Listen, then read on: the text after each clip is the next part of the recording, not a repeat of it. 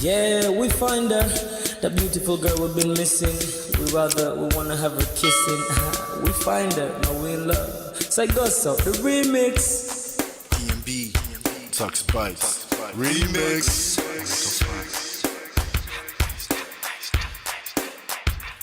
Now if I had to lose you like a bad phone connection, I'd change my game to get a better reception. Sit back, let's start this interaction. Don't fight the feelings, just a chain reaction. Your heart won't give you the wrong instructions. Like my GPS, yes, I got the right direction. We gotta merge together like a road intersection. Last stop is gonna be my love and affection. I ain't like the mother dudes, they wanna call you shorty, but I'ma call you a beautiful girl. I took your picture home, my mama saw it, she's a very, very beautiful girl. I wanna put you in my video, cause you're so beautiful. You're a beautiful girl. So when you hear us in your radio, turn up your stereo. It's beautiful girl. Gotta find a shorty, what's worth of a lady. It's nice but maybe doesn't look like 40. It's taking a little time. I wasn't seeing no signs, any traces of my baby. Who's gonna be my baby? But I thought I'm gonna take my time with thinking to go off an eye. I saw a shorty passing by. She's got this very pretty smile. It was right at the bus station.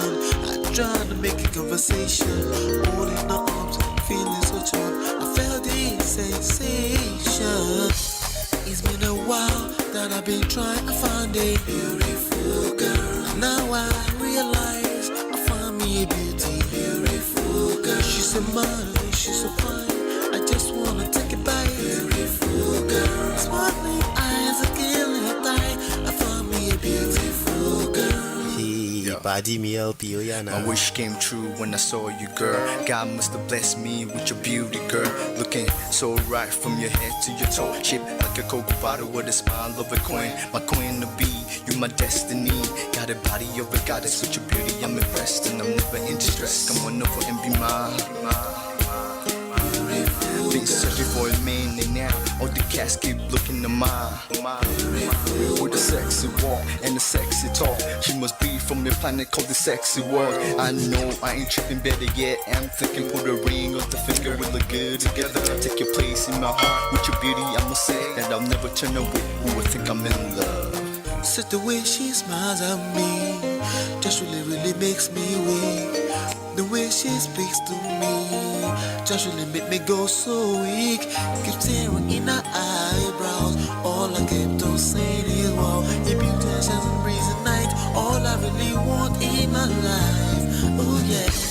It's been a while that I've been trying to find a beautiful girl. Fine brown eyes. I found me a beauty, beautiful girl. She's my model, she's so fine. I just wanna take it. Beautiful girl. Sparkling eyes, killing thigh. I found me a beautiful girl. Yeah, beautiful girl. What beautiful girl, yeah. Beautiful girl. Damn. Money. You seen her? Hot Ice. Have you seen her? LP. Have you seen her? I'ma go over to Tux Bites. I know you've probably seen her. He has a lot of beautiful girls with him. Tux, it's DMB, baby. Look. Beautiful. I look for a while, but I can't seem to find a beautiful girl so I can make her mine. Time after time, I've been searching for a while, but every girl I meet never seems worthwhile. What can I do? I pray to God for an answer. I feel pains in my heart like cancer, and when I find her, I'm gonna romance her. Lace of her presents and gifts, call me Santa. Claus, I make her heartbeat pause. That's my girl home boy, not yours. The girl of my dreams, she's more than I ever thought. Show me ass and culture, I think I'm getting punked. She's what I really want, so I'm a go-getter. Since I'm a go-getter, you know I'm gon' get her. And I will give her the world, anything for my beautiful girl. Psych. Ooh, it's been a while that I've been trying to find a beautiful girl. Fine, brown eyes. I found me a beautiful girl. She's my model, she's so fine. I just wanna take it. Beautiful girl. Sparkling night, killing time. I found a beautiful girl. Girl, it's your love that I've been missing. I miss all your hugs, your touching and kissing. Make love on the floor, the couch in the kitchen. One love enough, we done enough.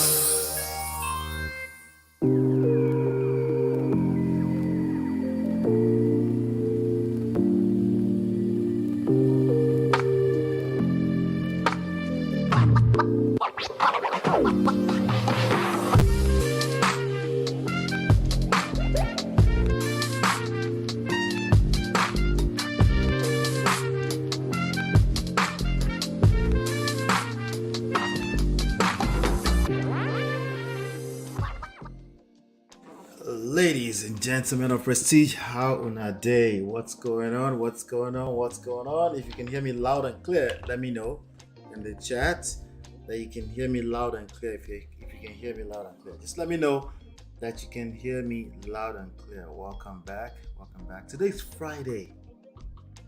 TGIF. Welcome, welcome, welcome. If you can hear me loud and clear, let me know. That's what's up. Hey D-Love, good to see you, D-Love. How are you doing? Let me give a quick shout out to Dienye Ibianga. I feel like I'm saying that name for the first time. But yes, welcome. You beat D-Love to it today apparently, but that's okay. Welcome back. I do see Clementina Taiwo. Good to see you. How are you doing? Bola, I see you. I'll be right with you. You can hear me, right? Just nod. All right, that's good. All right, Ngozi, welcome. Ngozi, what's going on? Welcome. All right, great. We have a good topic to cover today, and also we have a special guest that's gonna be hanging out with us today. Hey, Happiness, good to see you. How's everyone doing? How was your week? Miss Dakwa Guru, good to see you again. I don't think I've seen you in a few days, but we're here. I know you guys are watching the replays. That's what's up. We're seeing the numbers, so we're happy. Good to see you. All right, so welcome. This is Men of Prestige. You know that we are the Prestige family here. I'm just your host. I'm Ola, and I'm coming to you live from my Empire Pro Studios, right? And Bumi says, I go collect. Why? Uncle Ade, I see you. Uncle Ade, good to see you. Always happy to see you. Bumi, good to see you. She said, I go collect. Don't get me started with that too. I don't do cook stuff here. I'm telling you. Oh my God. I don't do cook stuff. Run. I'm telling you, I don't do cook stuff. Don't get me started, right? We're doing some work, okay? Good to see you. All right, so today we're going to talk about both Mercy Johnson and Auntie JOKE Silva. Also, we're going to review that original video with Daddy Freeze. We're going to review that, right? But I have my special guest, Bola. When you're ready, I want to bring you up. I want to introduce you to my audience. Okay, that's good. Let me bring you up to the stage. All right, hey Bola. Can you hear me? I can't hear you yet. You can hear me, but I can't hear you. Make sure your mic is working. Can you hear me? Yeah, I can hear you now. Okay, good. Yeah. How's it going? It's going. It's a Friday, so lots going on, trying to pack it all in. That's awesome. Now, let me guess. Did you know, I think I hinted you that this platform existed when we saw each other on Christmas Day. We spent the Christmas with you. Mm-hmm. And I did let you know at that time, right? Oh, yeah. Yeah, I don't know much about the platform, but I do know that it exists. Yeah. Okay, all right, good. We're here. This is kind of like an offshoot of Lola and Ola. You did know you were a guest on Lola and Ola, right? Yes. All right, good. But well, good to have you here. I'm gonna officially introduce you. You know, we are the Prestige family here. We have a lot of good people here. You know, we have the Jenny. Good to see you, Jenny. Right? We have Bumi. We have Miss Dapo. Chinye is not here yet. I don't see Bhagavat yet. I don't see Ice yet. There's a bunch of gentlemen, fine gentlemen, and beautiful ladies here. We just hang out. We talk about relationships, okay? And we talk about relationships from a power dynamics standpoint. We talk about it from obviously marriage, right? We talk about it from a seduction, attraction standpoint. And we kind of like shy away from all this stupid rhetorics on the internet. Yes, we say stupid a lot. And we reverse our curse words. All right. But good to see you, Bola. I want you to do us the favor and do us the honor of introducing yourself. You have a business platform where you're nurturing, where you're helping people grow their business. And a couple of things here and there. I want you to say them in your own words, and then we're just gonna hang out and just people are saying hi, Bola. All right. So everyone please say hi, Bola. She's gonna introduce herself and then I'll hide onto it if I need to. Okay. Bola, who are you? All right. Who am I? I am a child of the Most High. Okay. So I am a mother, a wife. I've been married. I've been with I don't know what the angle of this conversation is, so I'm just going to say a bunch of stuff. But yeah, so been married with my husband for over 20 something years. So I got something to say about marriage and relationships. I have a business. It's called MBA Growth Partners, where we work with small to mid-sized women-owned, minority-owned companies who are looking to grow and scale. So we do management consulting. I've been in consulting all my career. And that's really around processes, technology, operational efficiencies. Right. So we can talk about that. What else? I'm a sister, I'm a daughter, a friend. But yeah, and I have older children who are getting ready to head out to college. So we are in college phase mode as well. So yeah. Isn't that exciting? Well, that's the thing that I saw. I was like, wait. I gotta bring Bola on to this platform. But Bola, how long have we known each other?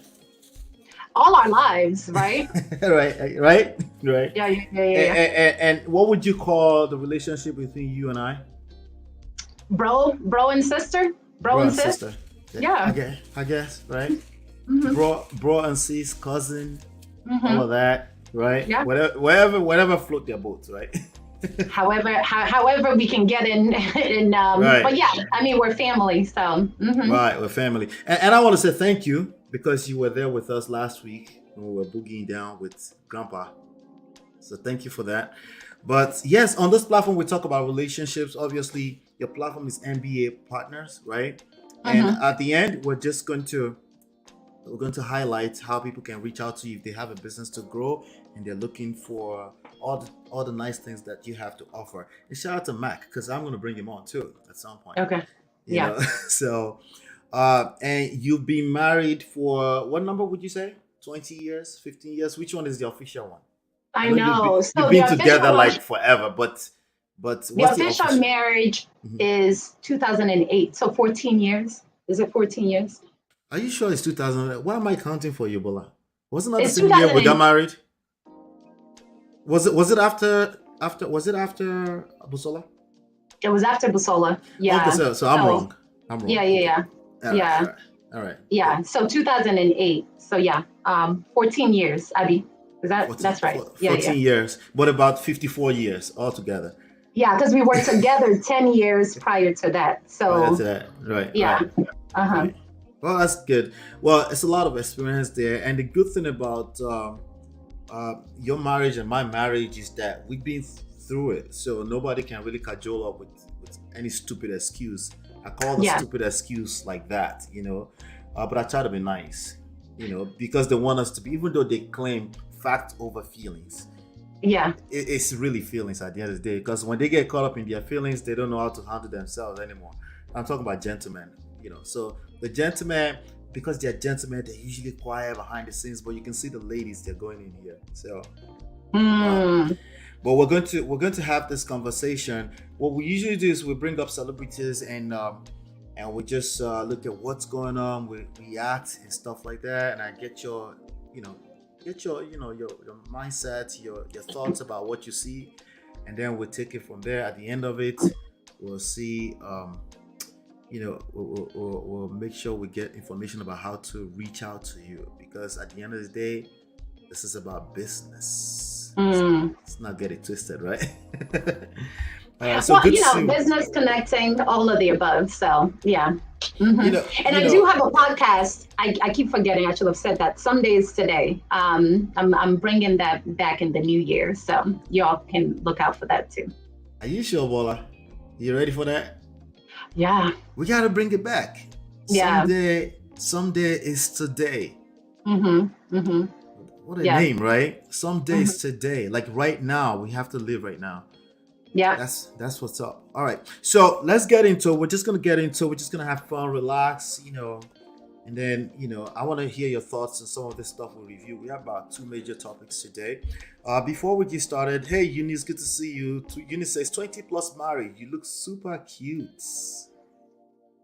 Bola looks exactly like I knew her when she was like my little baby sister. Do you see all this gray? I don't care about the gray. That could be color or something. I don't know what that is. Don't worry, I'm gonna handle that. I'm going to handle that. But right. I appreciate you, sis.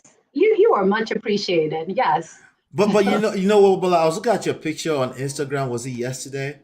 That little clip that you did on Instagram yesterday, and I'm looking at the gray. I'm like, what happened? Jesus Christ! Like, what's going on? Oh my It's a God. lot.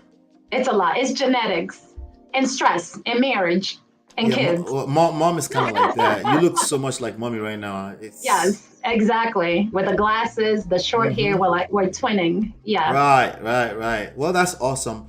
So let's get into the first one, and then we're gonna take it from. But before we get into the first one, I have a question for you.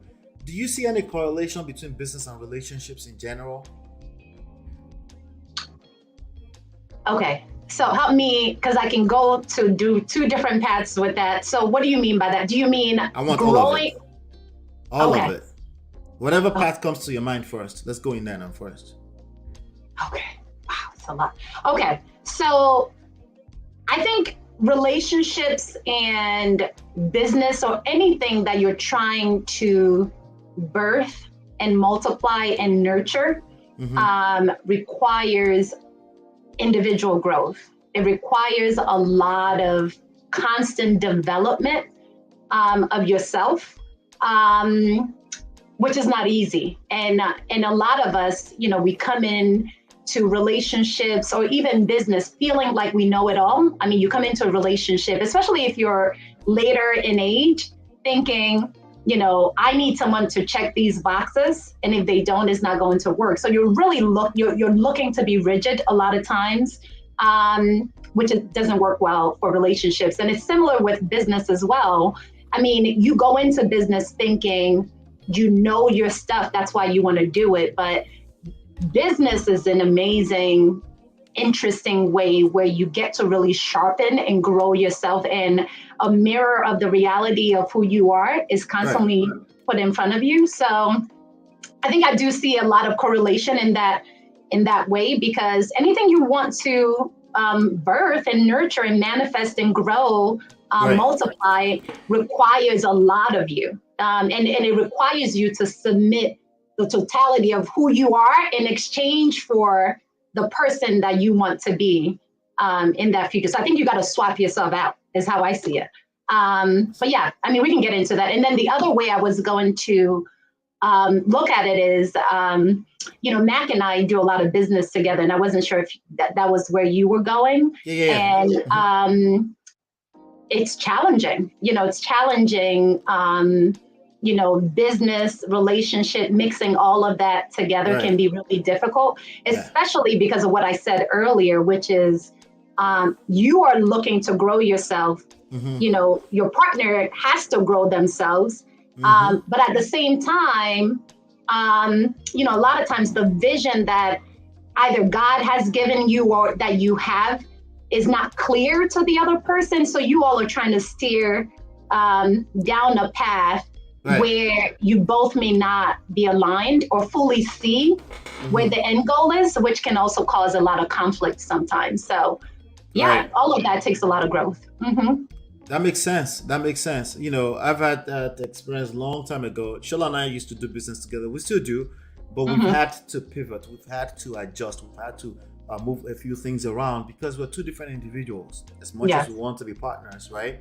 And we have different ideologies, different mindsets, and then we also have ways that we align, which is the reason why we come together to do business in the first place, right? So those two lanes can conflict, and sometimes you just have to have that experience first before you realize, wait, something is not working. Let's slow down. Let's see what's going on, Yeah. And that correlates with marriage as well, because we're still individuals as much as we want to be, So that's some really good point. So this lady, do you know who Mercy Johnson is? Mercy Johnson. So I wish you will have given me a little bit of cheat sheet. No. Because I feel like my Nigerian card is gonna get taken today. I don't know who these people are, to be honest. I'm sorry. No, the Prestige family are very, very nice people. They'll welcome you with open arms, and they'll take care of you. Uncle Ade, this is my brother here. He said, Bola, you are apparently well-rounded from your introduction and family-oriented, looking forward to your perspective, right? Oh, thank you. And we have Just Jay here. She used to be the only one watching me when we first started. Yeah. And she says, we have a guest. Right. And then we have traditional home cooking. Good evening, brother Ola. Good to see you. Yes. So let's get into this video. I'm going to play short clips. I'm going to get your take on it. And then if I need to help you, I'll help you, Okay. But thank you so much for being here, because every time somebody calls in or I have a special guest, it elevates the conversation. They don't mind listening to me just rant for 2 hours, but I like it when I have guests. So yeah, makes it more fun. So Mercy Johnson is she's one of the superstars in Nigeria. She's one of the people selling Nigeria in good light by way of entertainment through acting. So she does a cooking show, and today people try to make a clout out of this and stuff like that. But I felt like, okay, there's some lessons we can learn out of it. I saw a headline that says Mercy Johnson has cancer. I'm like, oh no. Every time we get that kind of news, it's kind of scary because sometimes it's real, But this time they were just chasing clout with that headline. She had a cancer scare a while back, and she had to remove her thyroid, she said. And as she's married as well, on the look of things on the surface, they look like they're happily married. And she talked about how they had to get into a zone. So she was having a conversation with this other lady. Do you know who Olu Jacob is? Olu Jacobs is the old school OG actor in Nigeria. He's married to JOKE Silva. They've been married for a long time. He now has I think it's called dementia, right? Oh, wow. Yeah, okay. Yes, an 80-year-old man has dementia now. So she's taking care of it. So everybody on the outside, they love this marriage, and they fantasize about the idea of this type of marriage and stuff. But people don't know the kind of work that goes through, that people go through to be on that other side of a good marriage. Yeah. So that's what the highlight is going to be about it. So I'm going to play the first clip, and then I'll give you some hints, and then you give us your thoughts about it. Okay. She's somebody that every single woman should aspire to be like. She's somebody I look up to as a person. Okay. All right, so that's Miss JOKE Silva right there. She should be about 60, 65 years old or so. Okay. Maybe her should be between 35 and 45 somewhere. Mercy Johnson. How important do you think it is for women to have mentors when it comes to, looking forward to, what they should learn about marriage? How important do you think that is? I don't think it's just women. I think, yes, I think everybody should have mentors, not even just the mentors, because, yes, I think mentorship is important, especially when it's elderly mentorship, right? If it's our parents, our uncles, people who've been there, who've done it. Because I think there are seasons to marriage.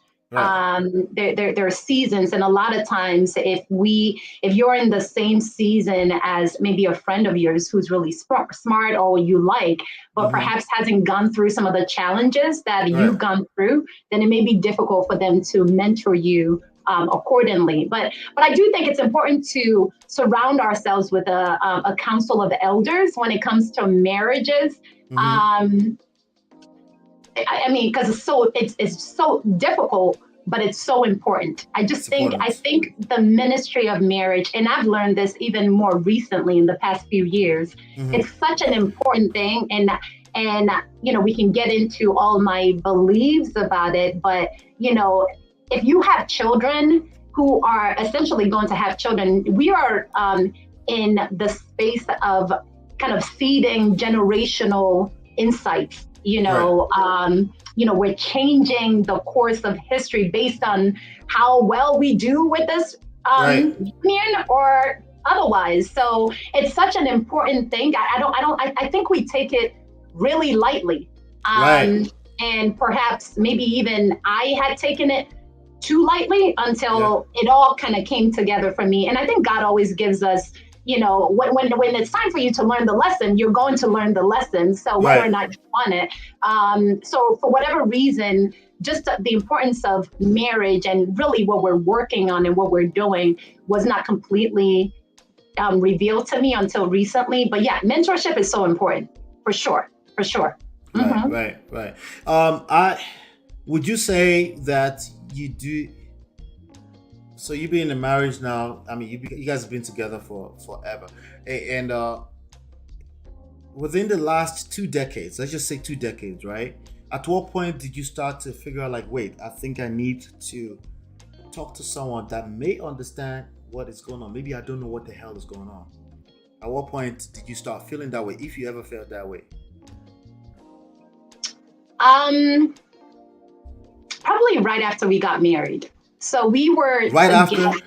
Yes. Oh, wow. I would say day two. Day 2. Wow. I don't know what happened. A clock went off and I was like, we both were like, what is going on?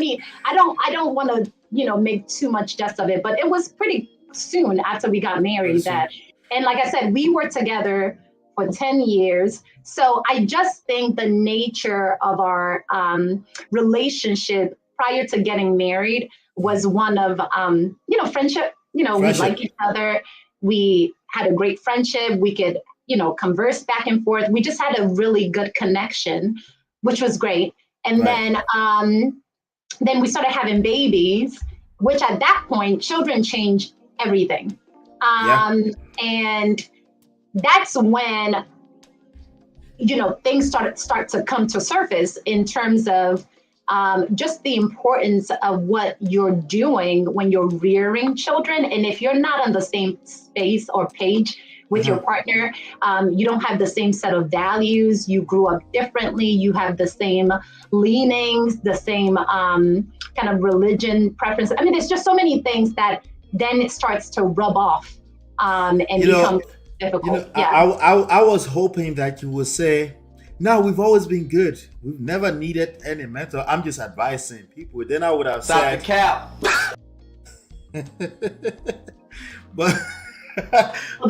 But but you did well. You did well.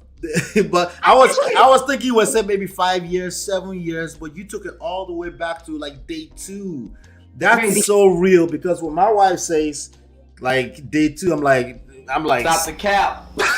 Because I had a good time the first 8-9 years. I was having a good time because, man, we're oblivious. We can't see certain things, that you ladies might be dealing with from day 1, But yeah, that's a nice one. Let me play another clip real quick. 1 second. Let me just. That's it. Okay, there we go. Let's bring it back. Uncle. First First questions, do you cook? I haven't done so in a long time. Oh. All right. So there you go. Bola, do you cook? I do. Oh, you cook? Yes. When did you learn how to cook, Bola? When did you learn how to cook? I feel like you are trying to put me on blast, and it's not appreciated. Bola, we lived together before. I've never seen you cook. We just spent the last Christmas together. I didn't see you cook. So pardon me. Yeah. No. You're right. All right. Do I prefer to cook? It's not a. I wouldn't even call it a talent. I don't tout my cooking skills. However, I'm a mother. Part of a role that I take seriously is feeding my children and nourishing them with good food. Now, whether or not they consider the food good or not, that's their business.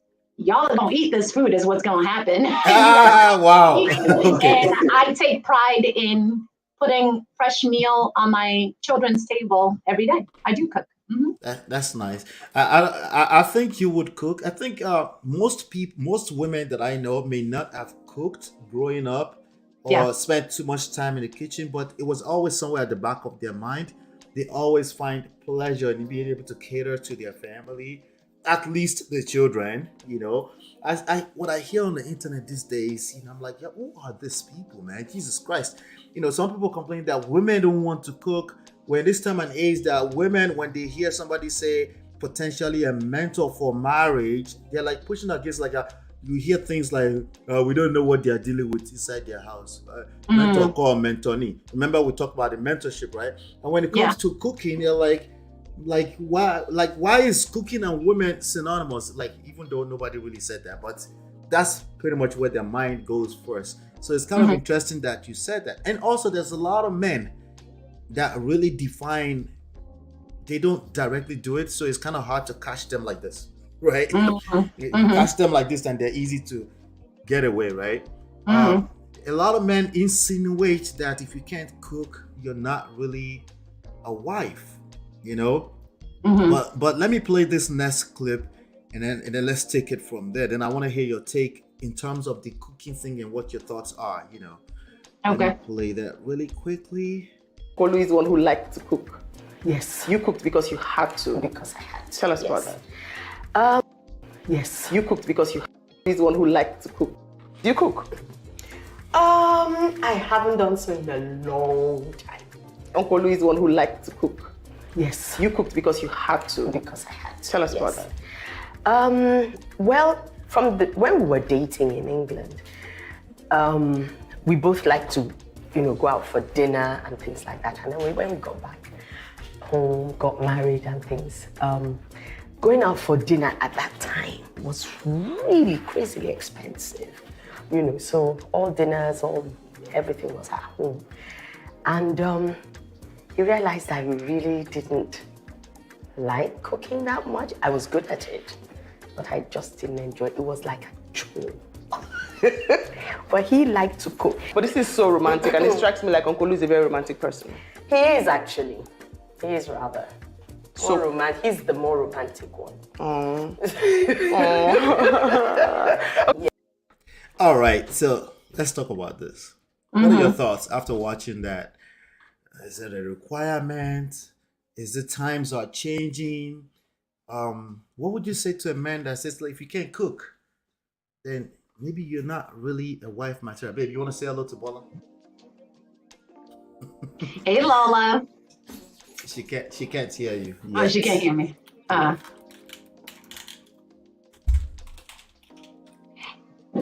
Bola. I'm trying to move my head so I can see you. Hey, sis. Hi. How are you? I'm fine. My voice is raspy. I beg. Oh, sorry. She's been smoking that thing. I see. Whatever you got to do. No, what? All right, bye. Bye, Bola. Say hello to Mac and the kids. We'll do. Sorry about that. All right. So go ahead. Cooking, wife. What's the correlation? Is that used to be a thing? Is that ending? What should men give men a more realistic expectation? That's a woman from kind of like more of she's a generation ahead of us, at least 2 generations, right? And she's saying, listen, I didn't enjoy cooking. Like, I didn't cook. I have chef and all this kind of stuff. But a lot of men, they fantasize about this kind of woman when they don't listen to deeper details. And she's saying, I never cooked. So, but anyway, we know that our mothers cooked and stuff like that, right? But it's 2023 right now. Give men a more realistic expectation when it comes to cooking and when they're looking for a wife. I think it's a challenge. It's a difficult question because I just feel like I think that's the wrong question. You guys are gonna eat one way or the other. That's how I see it. You guys are gonna eat. You either order out, Right. or you're forced to learn how to cook. And even if you don't like how to cook, somehow you're going to embrace. I mean, you gotta eat. You can't survive without eating. So to me, I think there's certain things that are not really the issue. And I think the issue of cooking is it's an unfortunate focal point, I think, because somehow people are going to eat. Whether or not it's good is a different topic. So, but Okay. I think the important thing when you're looking for a wife, once again, because it's such a divine ask of us, to come together and really bring, participate in the process of bringing other beings into this world, and Right. then being in charge of, helping to, shape them, steer them, instill principles in them, along with the community, and then, of course, by the grace of God. But Right. I just think it's such a huge ask that, to me, if I were a man or a woman, I'd be much more interested in the character of the person. Who Right. is this person? What are their characters? Do we have the same values? Are we able to kind of build something meaningful without killing each other? But then the issue of eating, I don't know. To me, it just seems like it's not a real question. I think people are bored when they start talking about it. I don't think people truly understand how challenging marriage is when there's such a focus on cooking. I think, because Mac, there are times when I'm tired and Mac will cook. Right. He may not enjoy it, but he'll cook because you got to eat. Somebody's got to He'll cook. put it together. If there's need for him to put it together, he'll put Yeah. the food together. Yeah, Yeah. I can respect that. I can rock with that. I do think it's a myopic thing, point of contention when it comes to talking about. Because first of all, when you're dating, there's a lot of lame people around the internet talking about people should not date. Shout out to Anton Daniels. But but People shouldn't date before they married. yeah, Before they Okay. should just jump from their father's house into a marriage like it used to be 200 years ago, because we live in 200 years ago. I'm being sarcastic. It's stupid, but anyway, they when it's such a myopic and mute point, and there's a lot of it that they're throwing around like that has nothing to do with the realities that you're going to deal with when it gets down to business in a marriage, which is why I'm showcasing it, because this topic was about marriage and life-threatening crisis that will hit every marriage. The last thing you're going to be talking about is cooking. You're God forbid, if you're sitting on a hospital bed, and somebody, one of your family members, you'll be looking to go to the fast food around the corner to get, if you're not satisfied with whatever they give you in the hospital, God forbid, right? Those are kind of like the reality. And like you said, somebody said earlier, it's a life skill. It's more like survival. These are like the least of the issues you will have to deal with. And when you're dating, the reason why I brought up dating thing is that those are the time that if that's really a big deal for you, at that point you know that this girl does not cook. Yeah. By the way, if she's not cooking when you're dating, there's a good chance she's not going to cook when you get married. And if she's cooking for you, right, when you're dating in your apartment, there's a good chance she will continue to cook, right? And also, if you're able to get it, like if she gets away with not cooking and you end up marrying her, if you want her to cook, there are ways to say, babe, you gonna cook? There are ways to, and like, no, she might end up saying something like what Temilade just said. Cooking is honestly not my calling. At that point in time, you're cuffed. You can spell that backwards. You know, because it's a wrap. It's over. You're not going to be asking for that. I think during the dating since it's time that you can not ask for what she can deliver, but also pay attention to certain things. And also some women will say, I don't cook if you're not my husband. No, it's because you don't really like that person. Or unless you really just don't cook. But if you give that excuse that I don't cook because cooking and women, like, no, those are not relevant. If you really like a person and you're a cook, you will cook, because you can't wait for him to taste what you can, you know, how you throw down, right? So the conversation right now, Bola, I don't know what we're going to do. We've been out of the game for so long. I don't know what we're going to do. No, and that was what I was thinking as well, because I think even with Temilade, you may say you don't cook now, but you may end up cooking 5 years from now, because all of a sudden, I mean, like I said, you have children, right?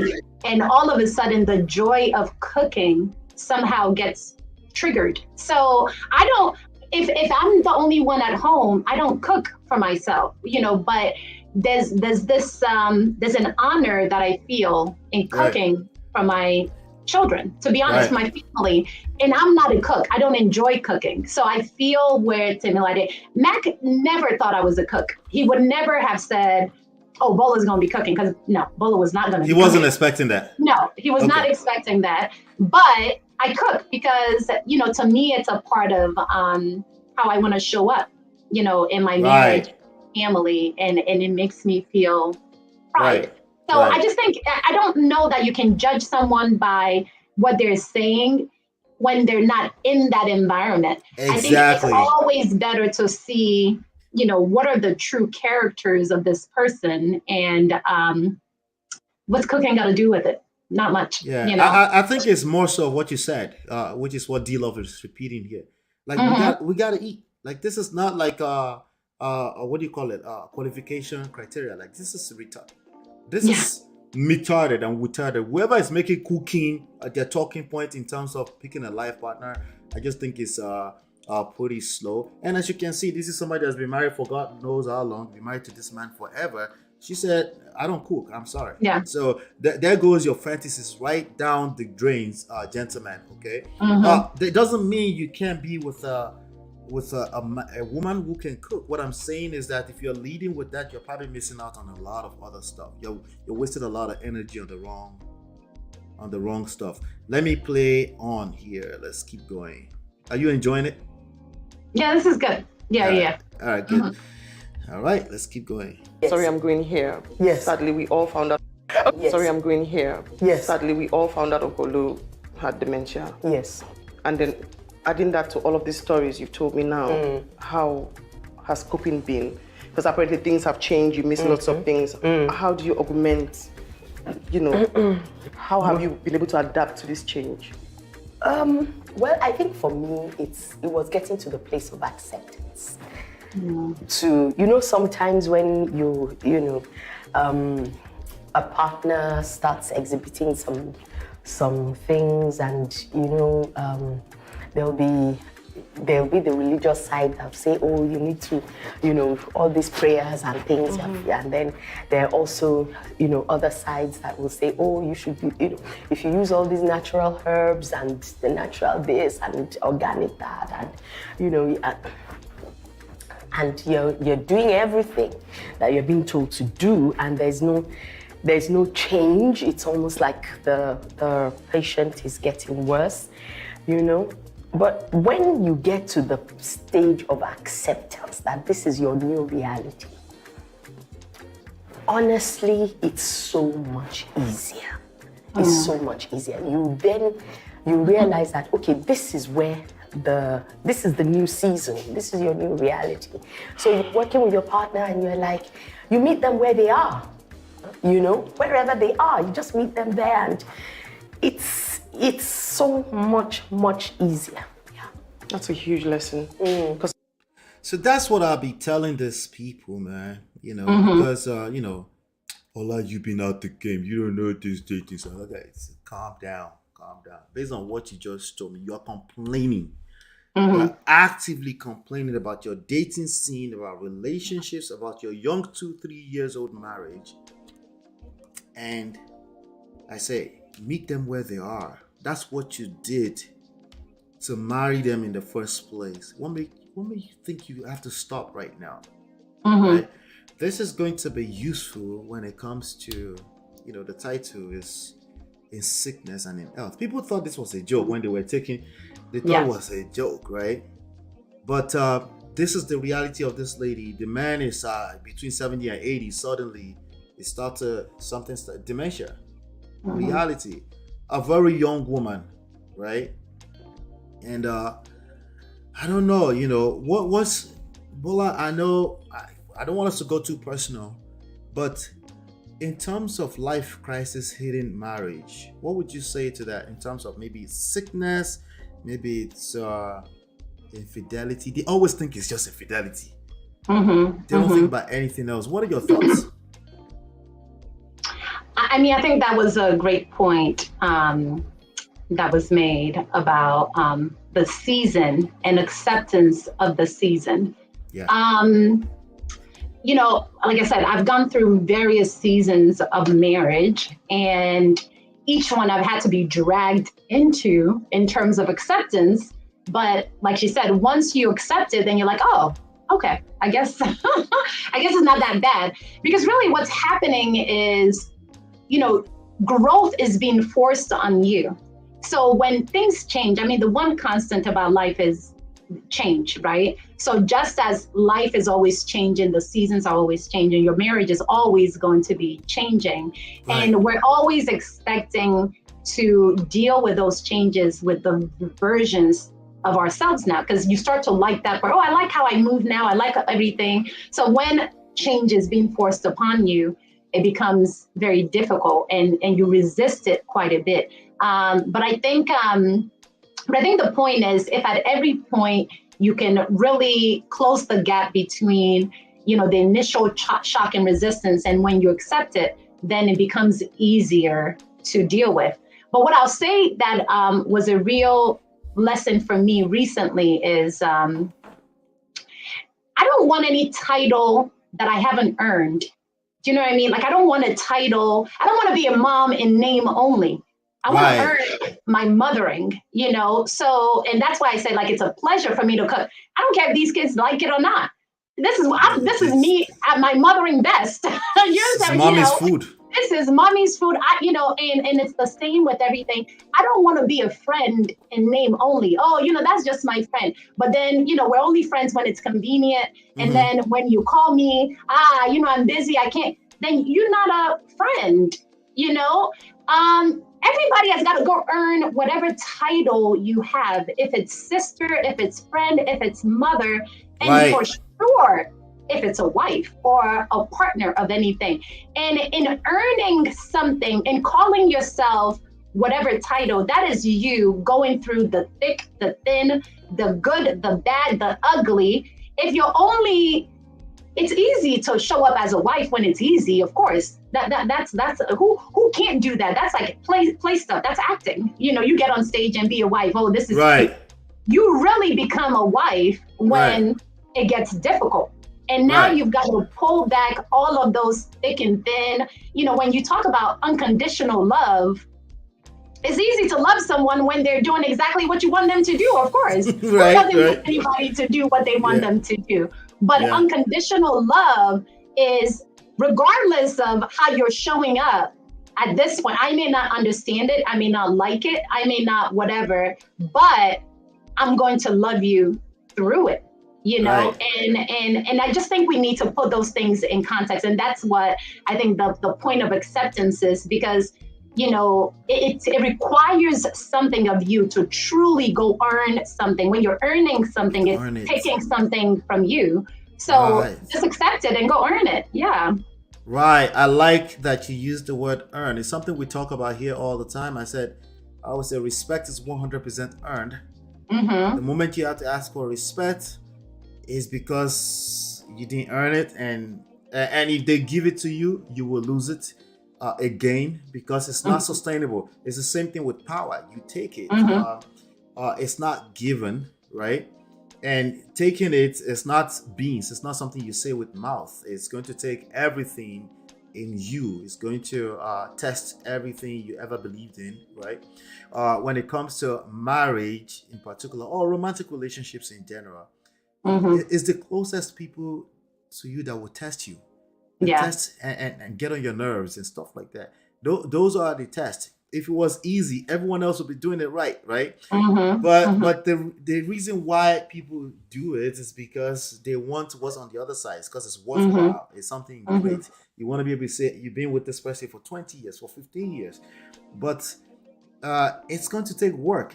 But why? Why should you work for this? Because it's worth it. Yeah. It's worth it after the fact. We can sit down here, we can talk about it, we can be like, duh. No, it wasn't that duh. If you're in that space and you feel like it's not worth it, it's okay. It's okay. What I can tell you is that either you are single or you are married or not, it is life at its best. And you will have to earn every title. You have to earn it. If somebody gave it to you, you shouldn't trust it. It's probably fake. It's probably synthetic. You know, the grass is greener on the other side syndrome that a lot of people have. You look at the other couple, you're like, oh, they have something going. Yeah, because they're watering it or because it's fake. It's one of the two, right? So it's kind of interesting that you really, and earning it sometimes, it's going to look like, again, God forbid you're 80 years old and you have to take care of your husband or vice versa. How many couples do you see at the hospitals that push each other into the building? One person is on the wheelchair and the other person is standing. These are the realities, and people want to be quick to say no, but I don't need nobody. You don't really, you know. So these are the conversations that they are having. A lot of it is cap, but it's also because they don't know any better, and I think maybe too much information. And I'm not sure how much we're helping because this is additional information, right? But great point. The one thing I can take away from what you just said is, if you're going to call yourself a sister, you're going to have to earn that title, meaning you will be tested sometimes. It's not going to be the easiest thing to be a sister to that person. They have narcissistic traits that your brother, I know, but they do. It's not just that person you married from that other family. No, your own sister in your own house, they have this weird behavior, controlling behavior. They don't know when to slow down. Sometimes you have to drag through the muds, through the poto we call it, to get out on the other side and say, oh, damn, you put me through a lot, but it was worth it. I'm so happy that you're my brother, you're my sister. The same thing is applicable in marriage, a husband, wife. A lot of people just want to say, this is what a husband look like. Just be one. Like they fall out of the skies. So when he puts his feet up in the evening and he forgot himself, he forgot that he was supposed to be sexy. You're like, you know, let's call it quits. Let's end the marriage right now. I know I exaggerated a little bit, but sometimes it feels like people don't want to go through anything. You know? And that will show up. I mean, everybody's gonna have to live their lives however they want. But you know, when you're so easily sort of not triggered, because I think we're all easily triggered, but when you so easily give up about, you know, difficult situation, then it probably shows up in other aspects of your life as well. You know, maybe your health, your friendships, your career, and what have you. Because nothing is given. I mean, I think that's just the nature of the life that we have. You know, you're not going to get, nothing is given. You have to earn, you know, if you want to lose weight, you don't have to earn it. You know, you can't just say, some principles.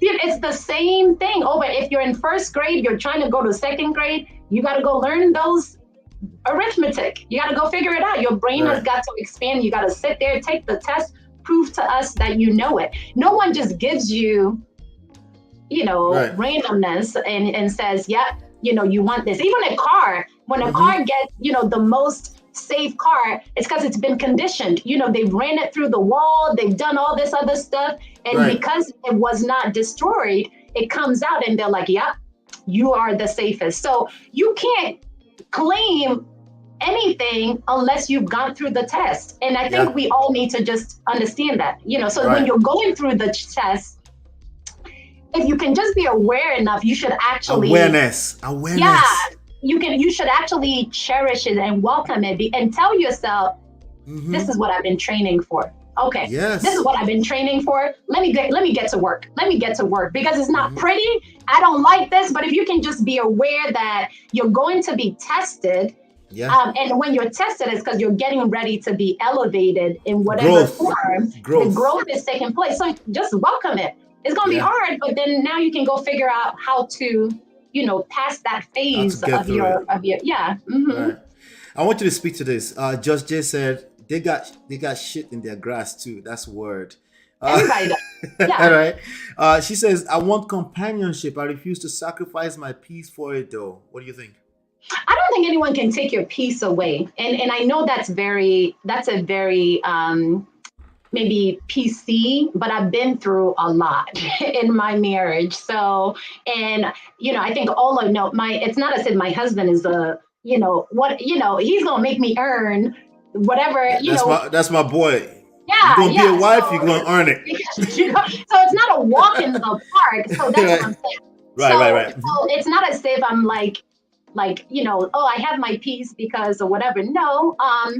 But eventually you realize that peace actually truly does lie within, and it's about acceptance. It's about your definition of love, expanding your understanding of it, and truly being ready to do the work, right? So, but if you're not, it's kind of like a kid walking into kindergarten the first day and screaming and kicking every single time because, they call you in class, oh my God, I don't know it, you have a meltdown. Or you can sit there and be like, okay, so this teacher is going to call me. So you want me to go do my homework is what you're saying. I need to study. Okay. You know what I mean? Like it's a matter of just accepting what will be given to you. And then you have the ability to meet whatever that challenge is without your peace being robbed of you. I don't think it's one or the other. Yeah. Right. So the way I look at peace, right? Or any of these random words that people throw around for, the way I look at it is that if you're asking for it, we gotta have something to build on top of it, right? It's like somebody asking me, even in business, right? Like, oh, can you do this for me? I'm like, you gotta have something, you gotta have skin in the game. You gotta have something that you bring to the table, right? So it's the same thing with peace. Like we can build on top of something if you have that inner peace, right? You have something we can build on top of, right? Because the truth is that the way I move around you, I can tamper with your peace of mind too. Just because we're that close, right? We sleep in the same bed. But you're absolutely correct that there's a way you move as a person that I know that I can't afford to be moving in a way to take your peace away from you. So we talk a lot about self-love and self-respect here. Like, respect is going to be earned. The first step in that is make sure you have self-respect. If you move like a person that lacks self-respect, you attract disrespect every day of the week. Yeah. Because they basically mimic your level of self-love and self-respect, the people around you. There are some minority exception. The population today try to make it like it's so common, everybody's just unruly. No, you are lying. Most people, they mimic the level of self-respect and self-love you have. If you move like a disrespectful person on the internet, you will attract disrespect. If you move a certain way, women will ask you, who hurt you? You say, who hurt you? And that's and you might be like, oh no, they just really no, they're not. It's time to look in the mirror and pay attention. How am I moving for this person to think that they can ask me who hurt me? Am I barking too much? Am I like what's going on? Like it's the way how you move. But back to the peace issue, right? You're absolutely correct about that. No one can take your peace away. And if it feels that way, like somebody's trying to take your peace away, I said, hey, back off a little bit. Tell them that you want to excuse yourself. It doesn't have to be a permanent decision, but sometimes they need to see that you have self-respect and you won't tolerate anyone trying to take your peace of mind away. And sometimes it's just going to the other room and say, I need a minute. Yeah. And I think on top of that as well, because you're right, I think it's important. Compatibility is important, but then the reason compatibility is tricky is because as life evolves, as different seasons come in, that's going to be questioned. That's going to be questioned. You're going to get to points where you're like, are we compatible? Yes. So for sure, compatibility. I just think there's certain things about the individual that you want to make sure are consistent, aligned values, person of character, values. They have a growth mindset. Yes. So many things that you can check off and say, okay, so no matter what happens, we should be able to deal with it. It may not be easy. Maybe it could even almost break us, but we should be okay. But one thing I'll say though is when it comes to peace is a lot of us, going back to not feeling like we need to earn the love or the partner, whatever the title. A lot of us don't even know how we're contributing to the chaos that we're seeing. Do you know what I mean? Right. So, we're oblivious to it. Sometimes we just don't know. Yeah. So you may come in and say something and not realize that it's just triggered this person. And, you're just saying it from your own set of experiences, what you're used to. It's not a big deal. And then they flip out. Yes, it's easy to roll your eyes and be like, oh my God, there goes this crazy man. And you always gonna yell. You're not gonna yell, whatever. Or, you could just try to figure out, wow, okay, so what's going on? Let me try to see what's going on and look to see if you can have a conversation about it. Of course, that's easier said than done. But I just think a lot of times, a lot of us, there's so much ego in relationships. We're so rigid. There's so much ego. You're not going to talk to me like that. Did you roll your eyes? I wish you would. Like all of this. And it makes it really difficult, actually, for you to have your peace because you stay ready. If you stay ready, you probably always going to have something coming at you. Exactly. Exactly. Mm-hmm. If you keep looking for red flags, you see red flag everywhere. Yeah. Yep. I've been told that we are low on likes. Hit that like button. I beg all of you now. Hit that like button. Let's get 10, 20 more people in here. I appreciate you. Thank you so much. Brother Ade, Uncle Ade is here.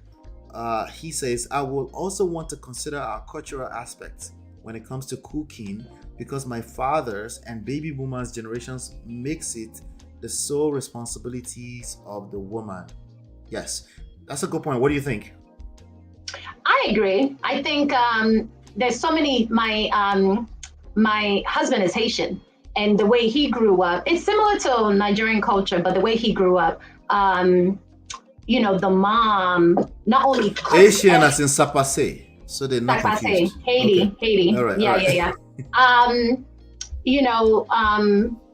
The mom will cook everything, plate it, put it on a tray. Now the kids are still in their respective seating area and serve every single one of them. And while they're done, she packs up all their plates and takes it into the kitchen and washes it. So when you talk about being like served, this is what their experience is. This is what they know as their reality. This is what their reality as what a mother should do. Now, I didn't even cook to begin with, so it was never really an issue for me. But my sister-in-laws are always surprised when they're like, oh my God, you don't do this because Mac's brothers insist on that for them. So there's definitely cultural aspects that need to be considered, generational aspects that need to be considered. But hopefully, these are things that you guys can talk about while dating. And if somehow it slips through, then hopefully you guys can, compassionately discuss it. And for whatever reason, let's say your husband is like, oh no, or your wife, this is what I believe it means to be a wife or a mother. Then sometimes you yourself may need to question whether or not you can take it on. You may not do it excitedly. Right. Maybe that is what it means to earn. Right. Maybe that is that particular price that you pay. So not everything has to gel with you 100%. Right. My brother Shola is married to a Sapase person too, right? Yeah. So what tip would you have for, because this is a reality, we live in 2023, people are going to cross cultural, cross religion, cross dimensions of all types. We did a session here where we identified 7 different dimensions that there's nothing wrong with crossing them, but you need to be aware that's going to create some friction. For someone who wants to marry across culture, across continents, what tip would you have for them? If people who find themselves in that situation. I mean, it's as in you're a correct, accurate girl. You went all the way across this ocean, right? And language. And shout out to Mark. Mark is doing a session on Yoruba proverbs. He's a class act, But what tip would you have? Because I know you two have two different experiences, and he will give us this. Yeah, I mean, what happens when you come from a specific background is that mixes up in your reality, and you accept that as the truth and the only truth until you start doing work on yourself, of course. So, so the issues are, the things that are just taken for granted. Wait. You said how you were raised is what you recognize. How did you say as that? The truth. As the truth and the only truth. And the only truth. Yeah. This is for all the truth tellers out there and those who want to monopolize truth. That right there was a gem for you. Continue, Bola. Yeah, because that's your only understanding of the world. And there's so much, and that's why I said until I started even doing work, there's so much ego even attached to this B is not there. There's so much that is attached to kind of rolling that back and accepting other types of truth. But that takes a long time to get there. But, then what happens then is something as small as, my kids walk in. Oh, no, my kids are getting ready to leave the house. And they may or may not, Mac may not see it as a big deal for them to walk out without saying bye or come in without saying whatever. Because maybe they see you from across the thing and they're like, hey, mom, what's up? No. Bed down. You're going to come here and you're going to say... At least a hug, at least. Yeah, at least a hug. What are we doing? So even something like that is so small, where, on a cultural front, it may not be a big deal. And now me that I'm making them do this could be like, well, why are you making it a big deal? It's not a big deal. They said hi to you. They said hi from afar. I will smack your face to become a big deal very fast. Do you know what I mean? So, but that's the point. So, and with them, then it may also be that you're making things that are not a big deal as big deal. So what sort of imprint or impact are you having on the children? So I may think I'm adding value to them by insisting on certain things, whereas he may see it as you taking away from their peace of mind by insisting on certain things. So there's definitely a lot of frictions that can come in when you're crossing cultural boundaries. Right. But I just don't think it's a cultural boundary thing alone. I just think as human beings, there's so many, even me, the life that I'm living right now may be completely different from the life that you're living, because I may be in a comedy. Everything is funny to me. I'm having a great time. Some others may be in a depressive tragedy. Everything they see is terrible. Some people see life as a romantic comedy. So we're all living different experiences. I may see something, glass half full, something half empty. So it's not just cultural, even though that plays a big part of it. I just think the more work we do on ourselves, the more you realize that there's so many, it's infinite versions of ourselves, infinite. All of it is okay. There's no one right way to be a human being, because if there was only one right way to be a human being, we wouldn't have all of these other versions. So that being the case, then I think it's a matter of now pulling back and just trying to see how can we get along. How can I understand you better and try to get Bola, if you're here, you don't think it's okay. It's also okay to live in the cave. If you're going to deal with other human beings, these are the reality. You can run away from romantic relationships all you want. You have to deal with this stuff. Yes, for sure. Yeah, you don't have to, but your life is, and that's, back to your point about, well, is it worth it? Why will I go through all of this? In fact, it is, right? Because the only way to have a meaningful life is when you connect with people. You know, Connect when with you're others. attached with people, it's only through others that you can. I mean, I don't want to say only through others because, you know, I don't know, but Listen, I just this is the Prestige family, Bola. We stay ready. You see that number 4 right there on that screen? Yes. It's real. Yeah. It's yeah. real. Nothing. That's why they keep barking all over the internet. In one breath, they don't care. I could do bad all by myself, but they're arguing for 12, 14, 16 hours on the internet on why marriage is a scam. Really? Yeah. Do you need to convince yourself again? Because it's not working. Yeah. Yeah. You know, you ended up in this conversation for a reason, because it's a basic human need. Yeah, for sure. You know? And I think it's because of the culture that we live in that makes it easy for people to think it's a scam. So we're sort of groomed, you know, from children, you know, because you don't think, especially now, parents don't want their children to be upset. I don't want them, you know, even if they're competing, everybody gets a participation trophy. Right. Everybody is watching other people's feelings. The truth of the matter is, the only thing that you ever earn comes as a result of hard work. That's just how it works. You know, what you sow first is then what you then harvest and reap. You can't reap and harvest without sowing. And sowing is hard work. You know, you gotta put the seed in the thing, you gotta pull the soil, you know, you have a lot of work to do. And then of course at the end of it, you get to reap the rewards. But I think people just want the rewards. They don't really want to go through all the work. They don't want to. I know. Yeah. But life doesn't work like that. Just Jay says, how cool. Haitian and Nigerian are similar culturally from what I have seen. Well, here's what I'll tell you, Just Jay. You know, I married a woman who is literally 2 cities over. All right? And it became a big old drama. Okay? As in, like, no, this is not a joke. It's not until you're inside of it that you start. What do we do when we get hit with crisis, right? When we get hit with a little bit of a hiccup, a little bit of a friction, right?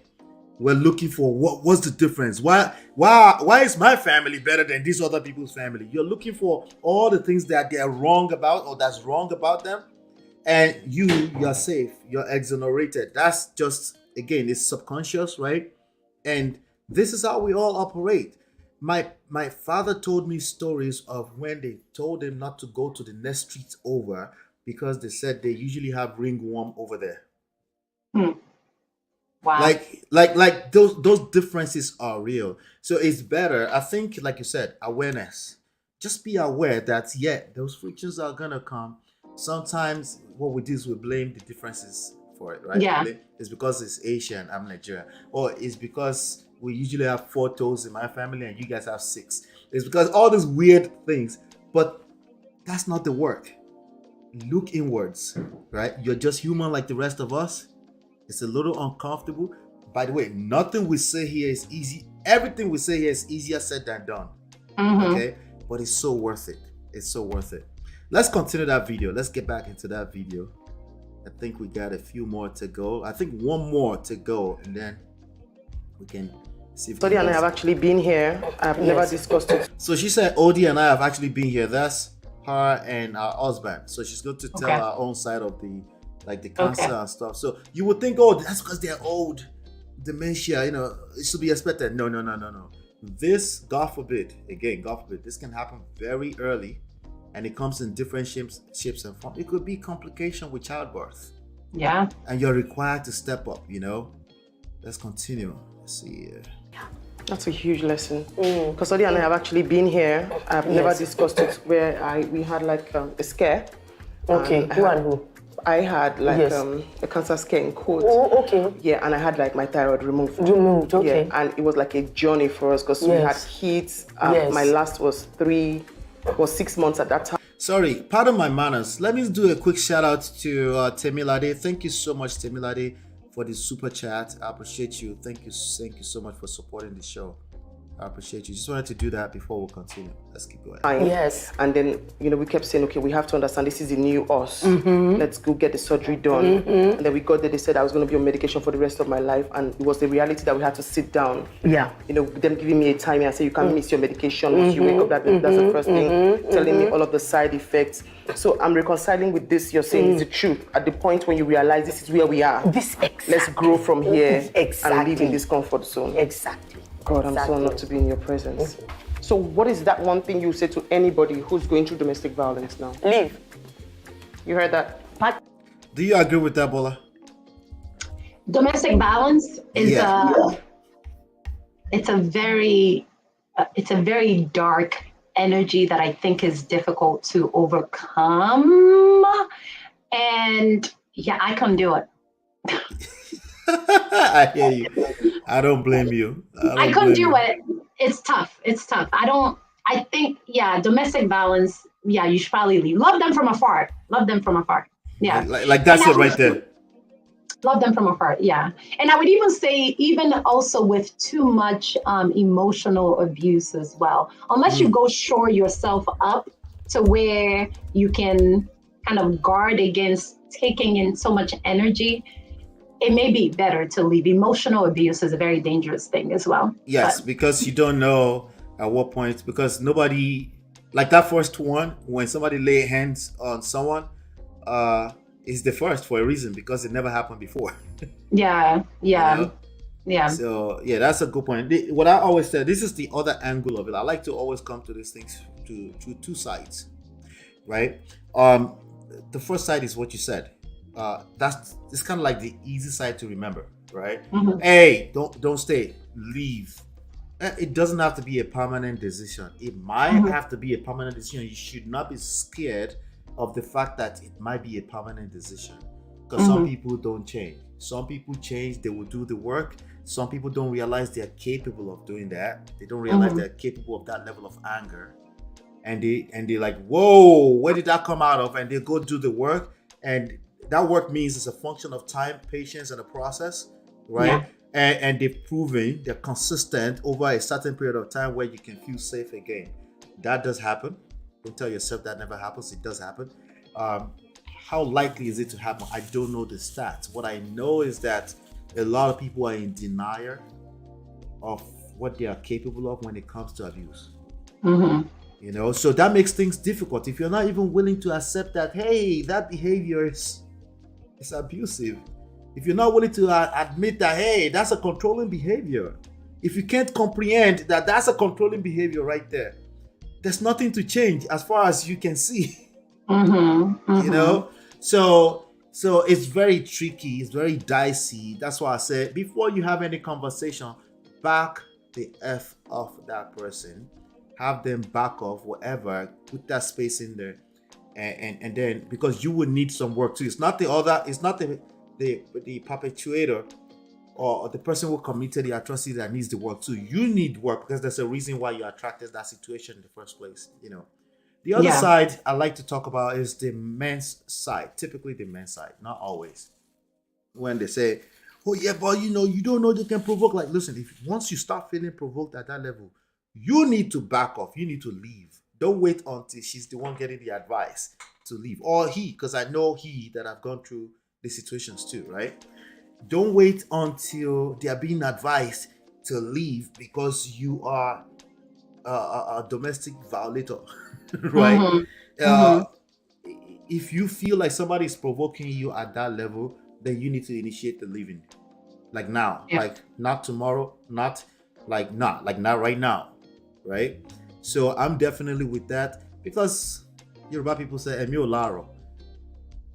We don't have two of these things, right? We don't have it. It's only two life that we have. We only have one life.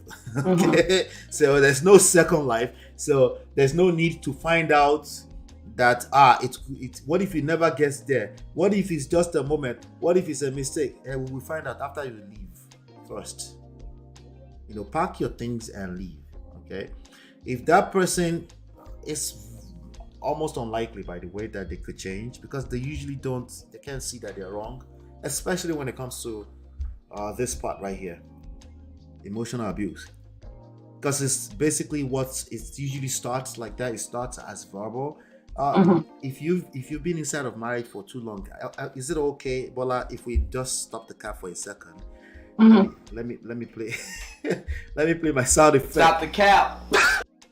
Is it okay to admit that everyone that's been through a marriage, you've emotionally and verbally abused each other at some point? Oh yeah. I mean, I think even physical abuse, is all of those just shows just how we got issues, We got issues, right? Everybody has issues. Right. And I think emotional abuse can be so difficult, even when you yourself are abusing the next person. Do you know what I mean? Like we're abusing each other. We're doing, it's so toxic. So I do think it's a very damaging thing, especially for, thanks, Temilade. Tell her I took you to your first dentist.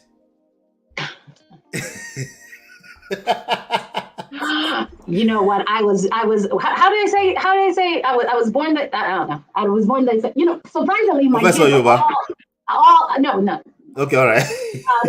No, I was gonna say. I forget how the kids say these days, but surprisingly, all my kids need. They have braces, so yeah. No, this is just from my daddy. But Awesome. But yeah, emotional abuse it's emotional abuse, physical abuse, all of those things are so damaging, so toxic. Right. And I remember the first therapist that we went to, Mac and I, in trying to fix our marriage. And I remember, she was asking, questions, because I needed her to tell him he was wrong. Of course. Wasn't doing that. And really what it came down to is, and that's why I said it, I think it's important to just sometimes pull apart, is it comes down to standards, like low standards, which sometimes could even have to do with self-esteem. Low self-esteem, low self-worth. Yeah. You may not even realize that that's what's going on. But, for someone to speak with you in a way that violates you to your core, and for them to even say that, knowing that is going to violate, there's a lot of chaos there. And listen, I had to do a lot of work. That's the work that I'm saying it takes, because you have to understand what's going on. Why are we hurting each other in this chaotic, toxic space? So, and sometimes when you're in it, when you're just kind of repeating the same cycle, it's difficult to come out of it. So you've got to figure out what that work entails. I don't think you should try to love someone through emotional abuse or whatever. Because it's not sustainable. It's not sustainable. Yeah, I think you've got to go, once it gets to a point where your soul is under attack, like the being of you is under attack. I just think at that point we need to really figure out what's going on. You know what I mean? And you can't give what you don't have, because for you to be in that situation, like you said, we're being through some of this stuff, right? For you to be in that situation, you lack self-love and you lack self-respect and self-worth, adequate self-worth and self-esteem. You can't give what you don't have. And also, the other point I was going to make about that is, what I compare it to is like, it's like a high. Okay, it's some sort. We've all had some kind of high, even if it's just kerewa. It's sex, basically, right? So even that high, that moment, right? You're not capable of thinking 1 + 1 = 2. That's not what's going on. It could be any type of high. So in that, it's toxic in that moment, and it's very hard to remove yourself. The only closest thing to being able to remove yourself is awareness.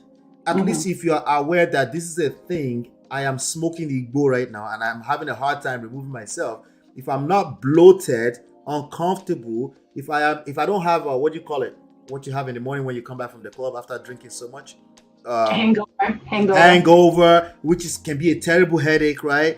You don't stop, and that hangover for a relationship could be irreversible. You might not be able to repair this again. So don't wait until that. So what's the closest to that? Is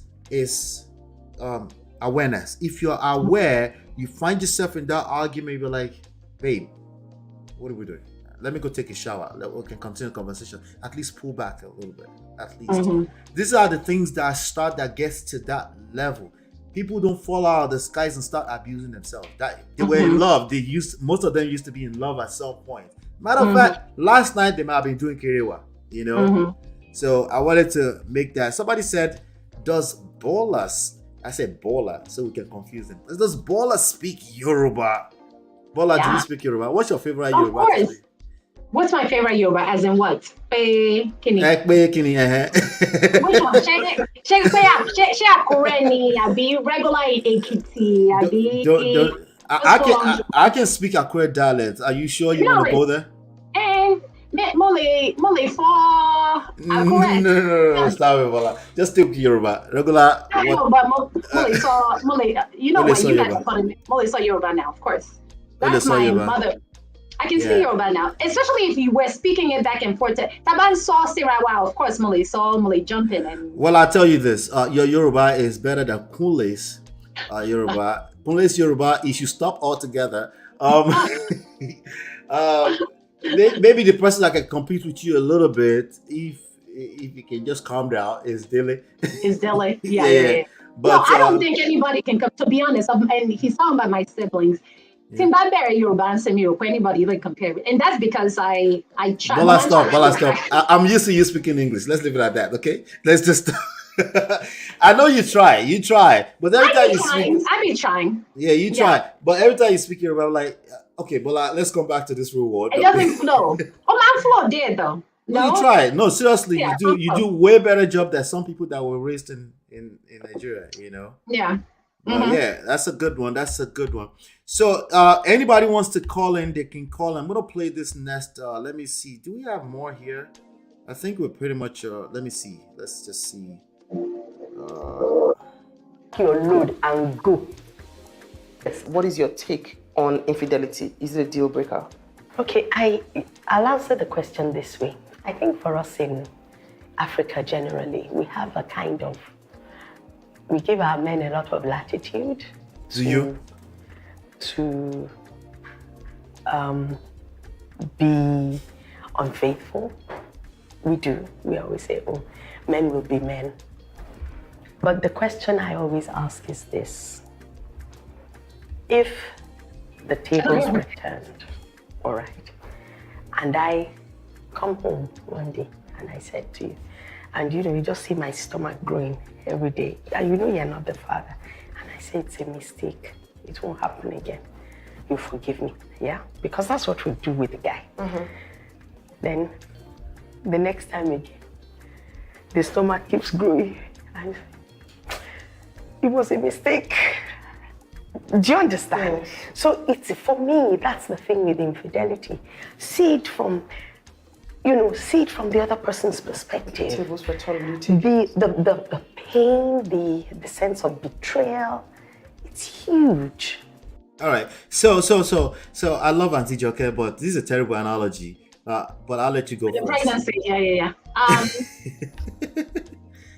So is infidelity a deal breaker is the question, Abby. Right, and she gave this example of what if you come home as a woman and your stomach grow and then we were never involved, and then the next time again, 9 months from now, your stomach start growing again and we never did anything, and she's using that to say that's how men should feel. We can't correlate what she just said. That didn't really add up. So you're saying from a male perspective. Yeah, like that. If that's all I have to think about to not carry another woman outside, I will carry another woman outside. If that's all you got for, but let me hear your take. I think so. So here's the thing, and it could be a long, windy road here. I personally, this is just my own personal opinion. Don't come for me. No, you're good. You're good. No, I'm talking about the audience. Don't come for me. Stop the cap. You're good. Continue. I could be a sister wife. Let me just put that out there. Like, I don't mind my husband having multiple wives. Like, to be honest, I don't. Wow. And in theory, if he were even to, because we're married, so in theory, let's say he comes to me and he's like, you know what, I saw somebody, I think I'm in love with them. I don't know what that means for us, but I wanted to tell you before anything happens. So what are your thoughts? I would very much appreciate that discussion, as opposed to a girlfriend calls me and be like, now you know what your man did you see, you know, this man be out here. Right. I see where you're going. For me, I don't know that men understand. I'm just speaking for myself. Once again, don't come to me. I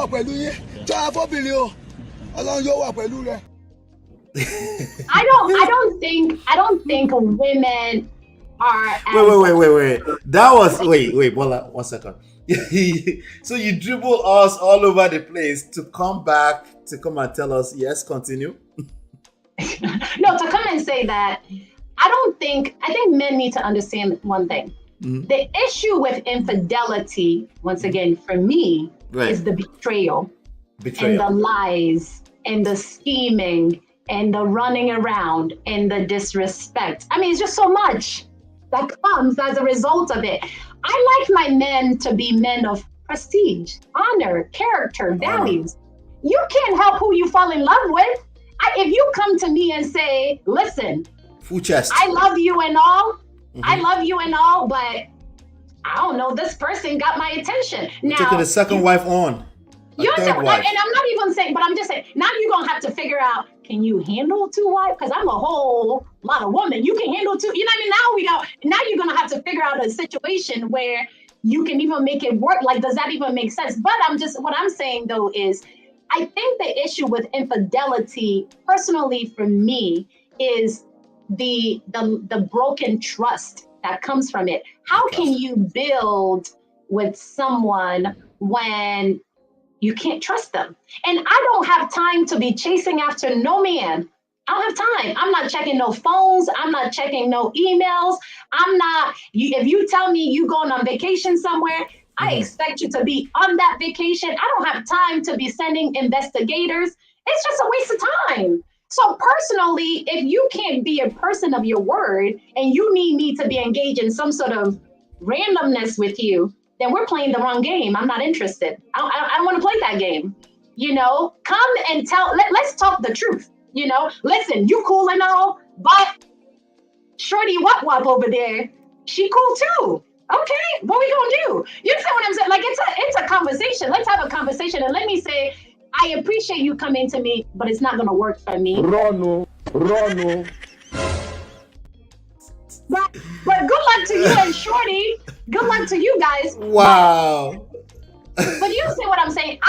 I would venture to say that most women probably have PTSD from being cheated on, from discovering that the man done told 85 lies, all of this, only to find out that indeed you were cheated. What are we doing? So to me, that's really what I think the issue is.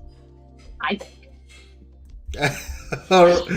All right, Bola, I hear you. Now, I want to agree with you on this. Betrayal, the damages that betrayal creates, I honestly think is almost impossible to repair it. You know, especially when the man is on the receiving side, when he has collected woto from a cheating woman. Now, here's why. It's not like from a practical standpoint, it's not really different, right? It should be equal, but it's not equal because of expectations. Men just don't wake up randomly expecting that their wife will cheat on them. That's just not how that works, right? A woman, unfortunately, because of what Auntie Joke said, that you guys have given us a lot of, you know. I don't expect my man to cheat on me. No, I don't. So it's not you're expecting it directly, but from a societal standpoint, right? Okay. It's like it's not like the most profound thing that we've never heard before. Okay. Every time a man experiences that, it feels to not just him, other men who hear this as heaven is about to fall out of the sky. It's like this is the worst thing ever that can happen. It's not like it doesn't feel like that to you on a personal level as a woman, but on a societal level, your girlfriend will say, okay, auntie, okay. So sorry you went through that. But then you hear the but will come right after it. You know, but this men are scum, right? Men don't say, but this woman are scum. Men will say, oh, like, Jesus Christ, did you vet? Like this person, their whole family, wherever they came from, they're just this evil person, right? You see that difference right there, right? It's a big difference because of societal standards. Sadly, I must admit, but I think women are getting to a place where, number one, they have options. Like you said, they don't have to deal with that bullshit. So, there's no guarantee that she will stay with you after that situation. And also, I like to also because of what I do, preview to certain stories. A lot of men stay with their wife after this type of behavior from a woman's standpoint. Because of, again, men of prestige, men of honor, they protect her, even when they've divorced, they might never say that that's what happened. Because society does not, including women themselves, women are actually the biggest judge of this. They don't have any tolerance for a cheating woman until they find themselves doing it too. Right? You see what I'm saying? So that's why I had to call Cap a little bit. She's right, You're right. But there's some nuances to it. That you had it and I had to have it. Listen, I think we have somebody here. We have Onkwade. Onkwade, don't do me like that. You have to show your face now. Can you? How are you, sir? Can you hear me? Hey, hola. Can you hear me? Yeah, I can hear you, sir. How are you? Wow. The man of prestige. How you doing, sir? Man of prestige. I'm blessed. Happy New Year to you, my brother. Good to see you, sir. Good to see you. I have Brother Patrick here too. So oh, great. That's a man of wisdom. I like to share platform with. Excellent. Yes. It's always a pleasure to share platform with both of you. Yes. Ms. Bola, I appreciate you coming to this man of prestige platform, and your perspective is, as you are well grounded, my sister, and I'm very proud of that, because we have to own what we perceive, especially when we come from different culture. This topic about this relationship, and I see you play some of the tip with Mercy Johnson with this thing. Yes. We've been married 32 years. Yes, sir. Congratulations. The whole G's. Thank you so much. But to me, I look at it, marriage is a journey that two individuals has to determine to take. Because what I'm saying this to you, and I like young people to listen to us, and I tell you, I'm enjoying the best part of my marriage life. You know beautiful. Why? Because my kids are grown. Yeah. Now I'm living with just two of us. And we see the value. Because I tell you what, young people, you guys, and I know a lot of you know that. Yeah, because this is the time you're going to go through emotion, through childbearing, through all kind of responsibility in life. But I tell you what, if you look at it, the journey of marriage, this is the time you see the value and the validation of marriage. Because you see, now you don't have to worry about this, you don't have to worry about that. Even sometimes she don't want to cook. It's no longer a big deal. It's not a big deal. It's not a big deal.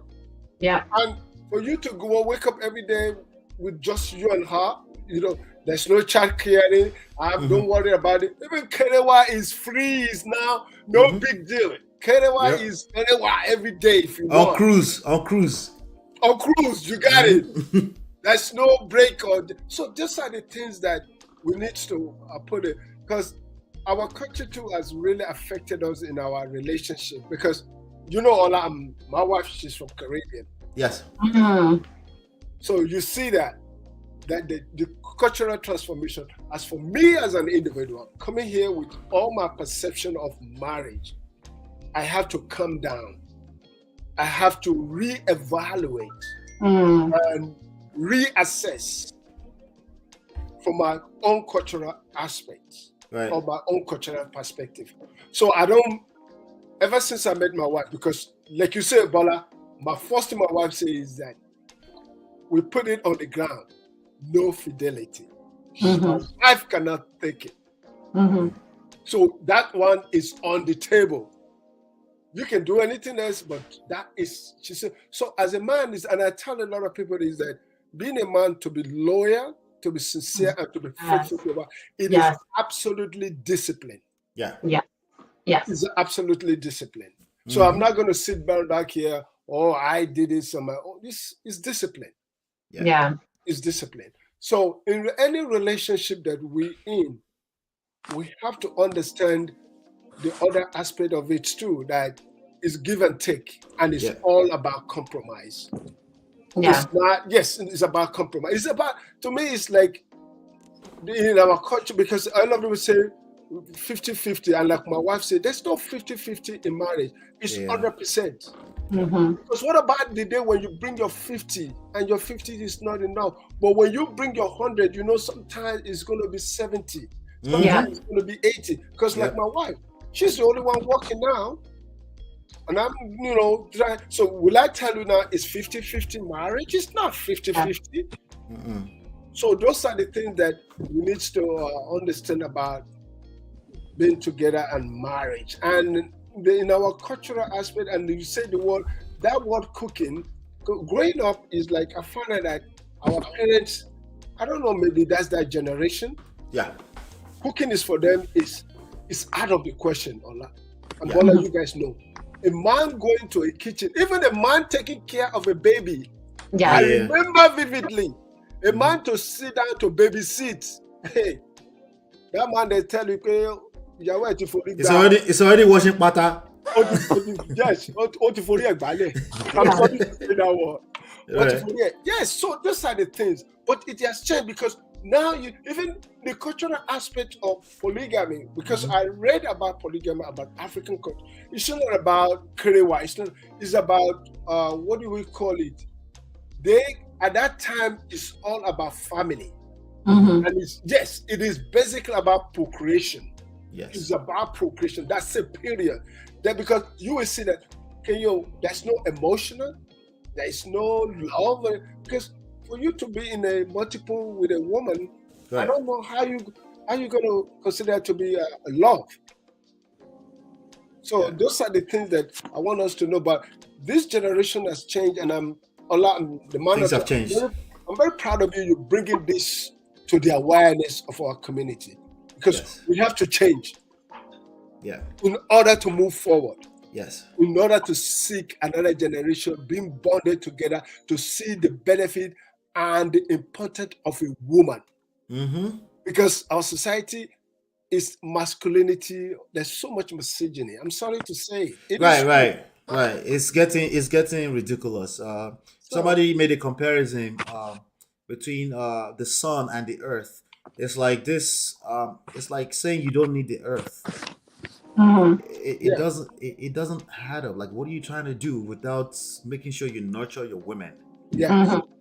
Whatever that means within your context, because we don't live in 1960 anymore. It's time to sit down and reshape and reassess and say, hey, what can we do? Because if they're not happy, you self go collect. Yes, and that's I tell you what, that you said it right, because things has changed. These are the women with career. In those days, you can see, I can look back not too far distance. You find out the woman, she depends solely on the man. For provision of everything. So tell me, what that man says goes on. Because of obvious reasons. That's survival. That's just simply survival. That's it. Because she doesn't want to lose that survivor's opportunity. She depends. So those are the things. But when you look at this today, career man, does it need a man to I'm going to survive? And those are the things that we as men, we need to understand women have feelings too, just as much as we do. Right. And then We don't. We have feelings. I'm joking. Yeah. So we do have feelings, and for me, it's not like I understand the fact about life. I give women more. What do we call it? I appreciate women. Right. Because and that's as we should. Exactly. Because and that's why I'm not in the club or in the group of men that always bash women. Women is this. No, I don't. You couldn't. You're enjoying life. You know, the question I put to them is like, how do you came to the world?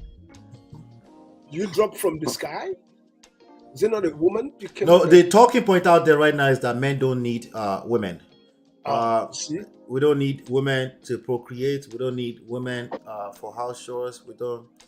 But anyway, before we continue this, Uncle Ade, let me just excuse my sister, Bola. All right. I call her Bimbo. I don't know. Her name is Sabine Bola. But anyway, Bola, thank you so much. Whichever one. Yeah. Anyone, right? Anyone. Yeah. So, thank you so much for coming. Where can we find you? Where can people find you? All right. Shall I put it on? So I'm on all social media. You can type in Bola or Dina. I guess I could type in Bola Dina, and you can find me there. I'm on Instagram as Bola Means Business. Bolo means business. Facebook as Bola Dina. YouTube Some Days Today, podcast Some Days Today. But yeah, if you put Bola Dina, you can find me anywhere. Always happy to engage in all types of topics. So thank you for having me. It's been a pleasure. Yeah, thank you guys. Awesome. Tell Marcus to get ready. I'll be reaching out, and we're gonna and these people. If put a 1 in the chat if you want Bola to come back again. Put a 1 in the chat if you like Bola to come back. Just Jay says, men can't communicate with one woman. Almost can't communicate. In marriage, one has to compromise and be disciplined. Men will cheat. That's false. Not all men will cheat. If you like, do plastic surgery to change yourself faster than a chameleon and padlock him to yourself, they will still cheat. That's also false. The new men act like they don't have feelings, then cry and say people don't care. Yeah, so I'm not listening to what you say when it comes to cry or not. I'm looking at what you do. And the truth is that what they're doing right now is they're all caught up in their feelings. That's just a fact. They want a sausage fest, Ola. You know they are insane. Those are my brothers. Just Jay, be careful. You as a wife, just pray for wisdom to handle them. Now, men are saying they don't need us. No, those are not men of prestige, or they are in coaching. They will get there. All right, Bola already exited. Thank you so much, Bola. She said, okay, so this is a he. She said, we're in trouble. No, you're not. You're here on Men of Prestige. Welcome to the real world. There's a lot of men of prestige. You have 3 of them on stage right now. So you might say, but they're all taken. Trust me, they're not all taken. You just have to shine your eyes. Wants to depend. All right, so people say they want Bola back. They want Bola back. They want Bola back. They want Bola back. She already dropped out, but she's my sister, my friend, my cousin. I can get her back anytime. So she's the homie, and we've known each other our whole lives, literally. So yeah, Allah, I want to say something about. She has from our own, from so far from our listening to her. Mm-hmm. She has a lot of gems. She has a perspective, and there's a lot of things that you will bring up. We can learn more about from her, because she's not just talking out of scale or out of making up stories. Mm-hmm. You can think, because that's what we need. And I can tell you, and I'm very proud of your platform. You bring in people who has wisdom, who has been through some journey. Because it's good for us to see people who have been in certain shoes of life to share with us, rather than people coming up to make stories of that it's not worth Of the worst case scenario. Of the worst case scenario. Exactly, Yeah. exactly. So so Bola is I put her number one of your guests. So Thank you so much. I appreciate that. I'll make sure she hears that. I try one thing that we should know about this platform is that it attracts some of the best. They might have had not some of the best experience, but these are people who say, "Hey, have had some experience, but I know that there's better. There's better out here, and I can do better, and I have the rest of my life to create better experiences." And when it's 2, 3, or 4 of us listening, it almost seems like, nobody cares, everybody's going through it. But look at us, we're 50 right now on this live stream, right? So there's more of us out there, and I want to keep painting that picture so people can start believing again, because the belief system is everything. Yeah. So thank you so much for taking note of that. Brother Patrick, how are you, sir? Hey, hola. Good to see you, sir. Good to see you. Yes, sir. Yes, sir. We all miss Auntie B now, right? We do. We need her to come back to her throne. Yeah. My son, our video call, and she's looking at it. Okay. Anyway, Bola has spoken very well. I really appreciate that, even though I came in late. But you did. She's so eloquent, and she did good. This morning I was listening to Gary Chapman. Right. Gary Chapman wrote 5 Love Languages, right? Yes, and he says something that so profound. He said you cannot change your spouse. That the greatest influence you can have is the attitude of love. You shall write down. There's nothing you can do to change anybody. The greatest influence you can have on anybody is love, The key word being attitude, right? It's like you understand, like, this is something you can at least put some effort behind it. Let me try have an attitude of love, right? Yeah. He said, he gave me a kind of lesson. So when somebody is talking, if you don't understand, just ask question. It's kind of, I can't understand what you're saying. Yeah. And when you understand, okay, now makes sense. And even though when you disagree, when you say makes sense, he or she will relax. You now go ahead and say, well, let me just, from my own perspective, let me share my own perspective. So then that person is ready to listen to you. Because if you don't ask questions, she might think, or he might think you are not listening. Right. Meanwhile, you are not communicating. Right. But when you ask questions, keep asking questions. Okay, I don't really understand. Can you please explain? When you explain, you now say, okay, I can now understand it. What you just said makes sense. Right. But can I just share my own perspective, the way I feel about it? You have won. You know what I mean? Right. Both of you, yes, there's clear communication there. Because you validated where they are, where they're coming from. Like Auntie Joker said, you meet them where they are first. You might just be the best person in the world that can bring them to your high level if you think you're high. But at least, can you at least reach down, calm down first, and try to understand where they're coming from, And one thing, I've attended family life today. Maybe no family life today. Yeah. No, I don't. They have a getaway program. I've attended marriage seminar for more than 5 times. Yes. So, we are taught at the seminar that when it's very hot and you want to talk, mixed up discussion, the first statement you say is that, honey, we are in this together. I'm not going to leave. Whatever happened, I'm not going to leave. We are in it together. Together. Such a powerful word, right? Yes. I love you. Whatever happened, we are going to still be together. Yeah. So now go ahead with the discussion. Yes. You have laid a foundation that we are in it together.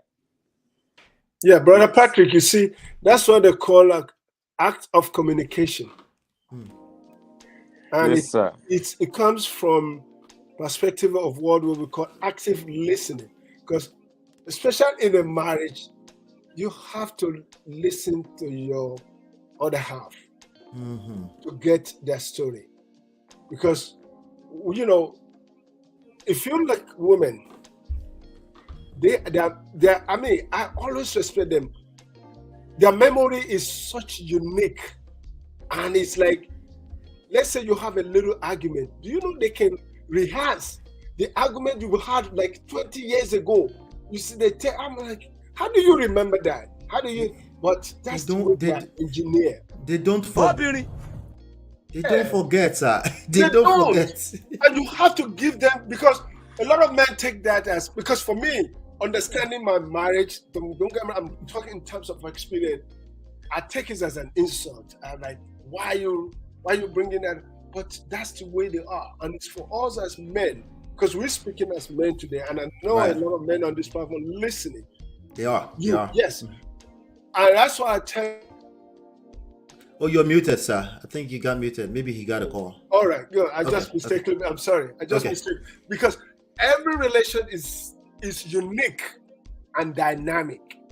Every marriage is unique and dynamic. Allah, I cannot come to you and tell you how to run your marriage. That is a key factor. Yeah. I can only give you the nuance and ounces that make your marriage. You can give me some tips here and there, some principles, but it needs to be applied to my story because it's unique. And that's it. Because if I tell you, oh, this is the way I run my house, this is, and you know, it doesn't, even my children who are grown, who are married. And I'm saying this to men who have been in, who will come to my position. As a man, I stay back. Well, I stay back from my children's relationship. Right. All I tell them is, whatever you're going in, number one, show me that you love this woman. Show me enough that you care for her. Show me that you know this is something that you can live with for the rest of your life. For the rest of your life. You see my point? For the rest of your life. Then I will, you know, I'm completely backed out. I'm just an outside spectator. I'm watching from the outside. That's it. It's just only when I see something is wrong as a parent, and I say, "Oh, son, what happened? What did you do? What did you do?" And one thing I even tell my children, even because I have two of them who are married, when I was telling them during their marriage, I said, the only favor you guys can do for me as a couple, my son and you, my daughter, never you guys bring your crisis to me. Deal with it within yourself. Okay? Your crisis, deal with it within yourself, because no matter what we do in this world, no matter what we say, we all have bias. We all have our perspective. We do. Yes, and you will put it in. You will. Don't get me wrong. You will. Definitely, you will. Yeah. Because for me, it's default. It's default. It's default by nature. Yes, it's default by nature. So that's what we are. So in that way, for us to be careful, so you gotta stay away from that situation. Because I have 3 young men. I don't have no girl, so I don't know what is the woman. What's the feeling of a girl, of a woman? All I have is 3 young men, and I'm talking, as a man to them. So I will always gear them to know, because one thing too that I found out that people don't understand is, and I said this in Sister Base thing. Men we build character, but women build love and affection. You see, that's 2 words. Men, character, but the women build love and affection. So the first love a child experience is from a mother, not a father. Right. The first love a child experience is from a mother. Right. And the first affection is from, but the character is all of that holding, tagging onto their body, all of that. That's it. You know, that's exactly what that's the closest thing we can use to describe what we all anticipate, which is unconditional love, right? Yes. And then if we men understand that, we're able to deal with women in in a sudden and a lovable way. We're not going to take everything into account that, oh, you're a woman, I'm a man. Kind of, we're coming from a high horse, dealing with them, instead of knowing the fact that we as a being, God has given us this ego, or what God has created us with, but your ego is not it's not something to subdue the other person or to make the other person not worth. And like we decided in my relation, my wife is not responsible for my happiness. You see what I'm saying? She's not responsible, but because I myself have to create the happiness with it. I have to love myself first before loving my wife. Because without that, I cannot love her without loving myself. So those are the things that we need to gear to keep emphasizing. We need to keep emphasizing those things. And then, because what I'm saying is like, you have people who are living all over the world listening to us. Even your culture, the cultural aspect of when we grew up is different. But when we come to a different part of the world, we need to reform. And that's what, to me, I believe, maybe I'm wrong. Culture is bound to be reformed. That's my opinion. No, it will be reformed. Either you accept it or not. It's just the reality. Evolution is real. This whole thing will evolve. You can call it devolving if you want, but the only thing that's constant here is change. Yeah, and that's exactly what it is. So, Brother Patrick, the floor is for you. So let me quickly say the last one. Yes, sir. He said, according to Gary Chapman, he said both couples must grow together. Even in the area of career. Yes. Some will say maybe one of the spouse is not performing very well. You must communicate. That is even based on experience. So both of you must communicate to meet each other's need in that area. Right. You must grow together in every endeavor. Or else the man will jump out, you understand? Or the woman will jump out. And you have to communicate. Those communication is very important. Yeah. And you growing together is going to go ahead to affect even the children. Whatever you guys put in the children, if you want your children to grow, you both of you must be part of it. You know what I mean? Yeah. And that's how your house will grow as well. Yeah. I'm going to end with that. That's what's up.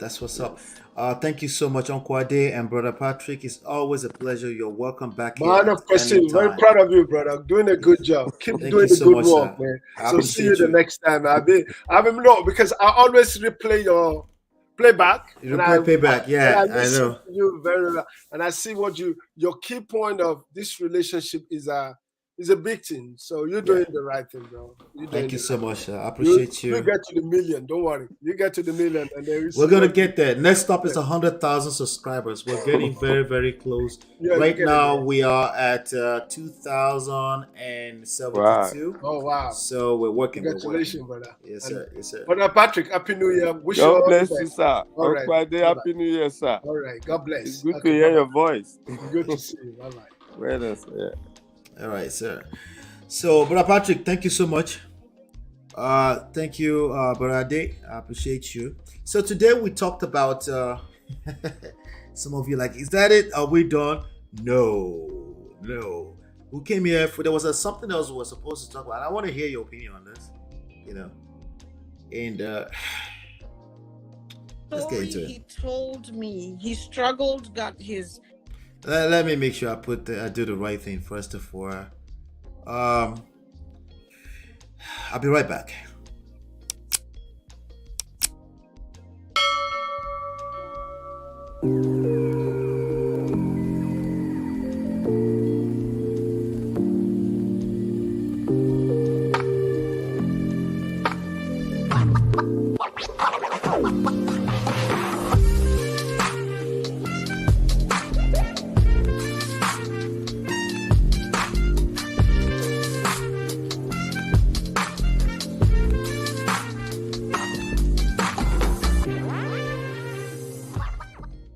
All right, so let's talk about this one right here. This is again Daddy Freeze They continued the conversation yesterday, and this young lady, she had a few things to say. So I wish I did the right thing, give him the proper credits. Let's keep going. Let's go. Texas. Yes. And the story he told me, he struggled, got his visa from a company, and then came to, I think it was Maryland that they came to. And as soon as they got to Maryland, it wasn't too long after he was contracted by an American company. And just as soon as they were having a little struggle, he was paying all the bills, taking care of all of them. And as soon as they started to have a little struggle, it's like she just went gung-ho on him, kicked him out of the house. He's a non-entity. He's not doing anything. He should leave. Let somebody better come in that can take better care of her, the wife, and the children. And he had to sleep in his car for 3 days. Then some Cameroonian, I think same church they were going to. What tribe is he? Or what I think he's from, where is Atiku from again? I think it's that area. Adamawa. I think somewhere around, if I'm not mistaken, or close to, you know. And his wife is Yoruba, and two Nigerians, a Nigerian couple. Oh wow. Yes. And 3 months after being away from the family, he got a job. And when the wife was going to be kicked out is when the mother-in-law called, cursed him out, and told him he needs to go and pay for the wife and children. So when he called the wife to find out what was going on, she said that he should come and pay the rent. He said, why should I pay the rent?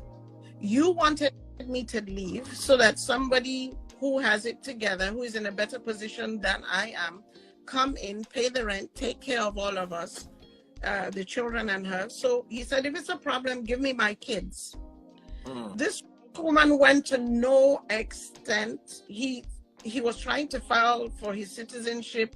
She tried to block it. The mother reported him to the American. I mean, it was a mess. God's so good. He pulled himself together. He left. He went to Texas, started to build himself back up. And to God be the glory, he's doing fine. While in Texas, he himself is hearing horror stories of their brothers being kicked out of the house once the women are somewhat stable. You know, they're doing a little bit better. If the husband is having a little struggle, they don't.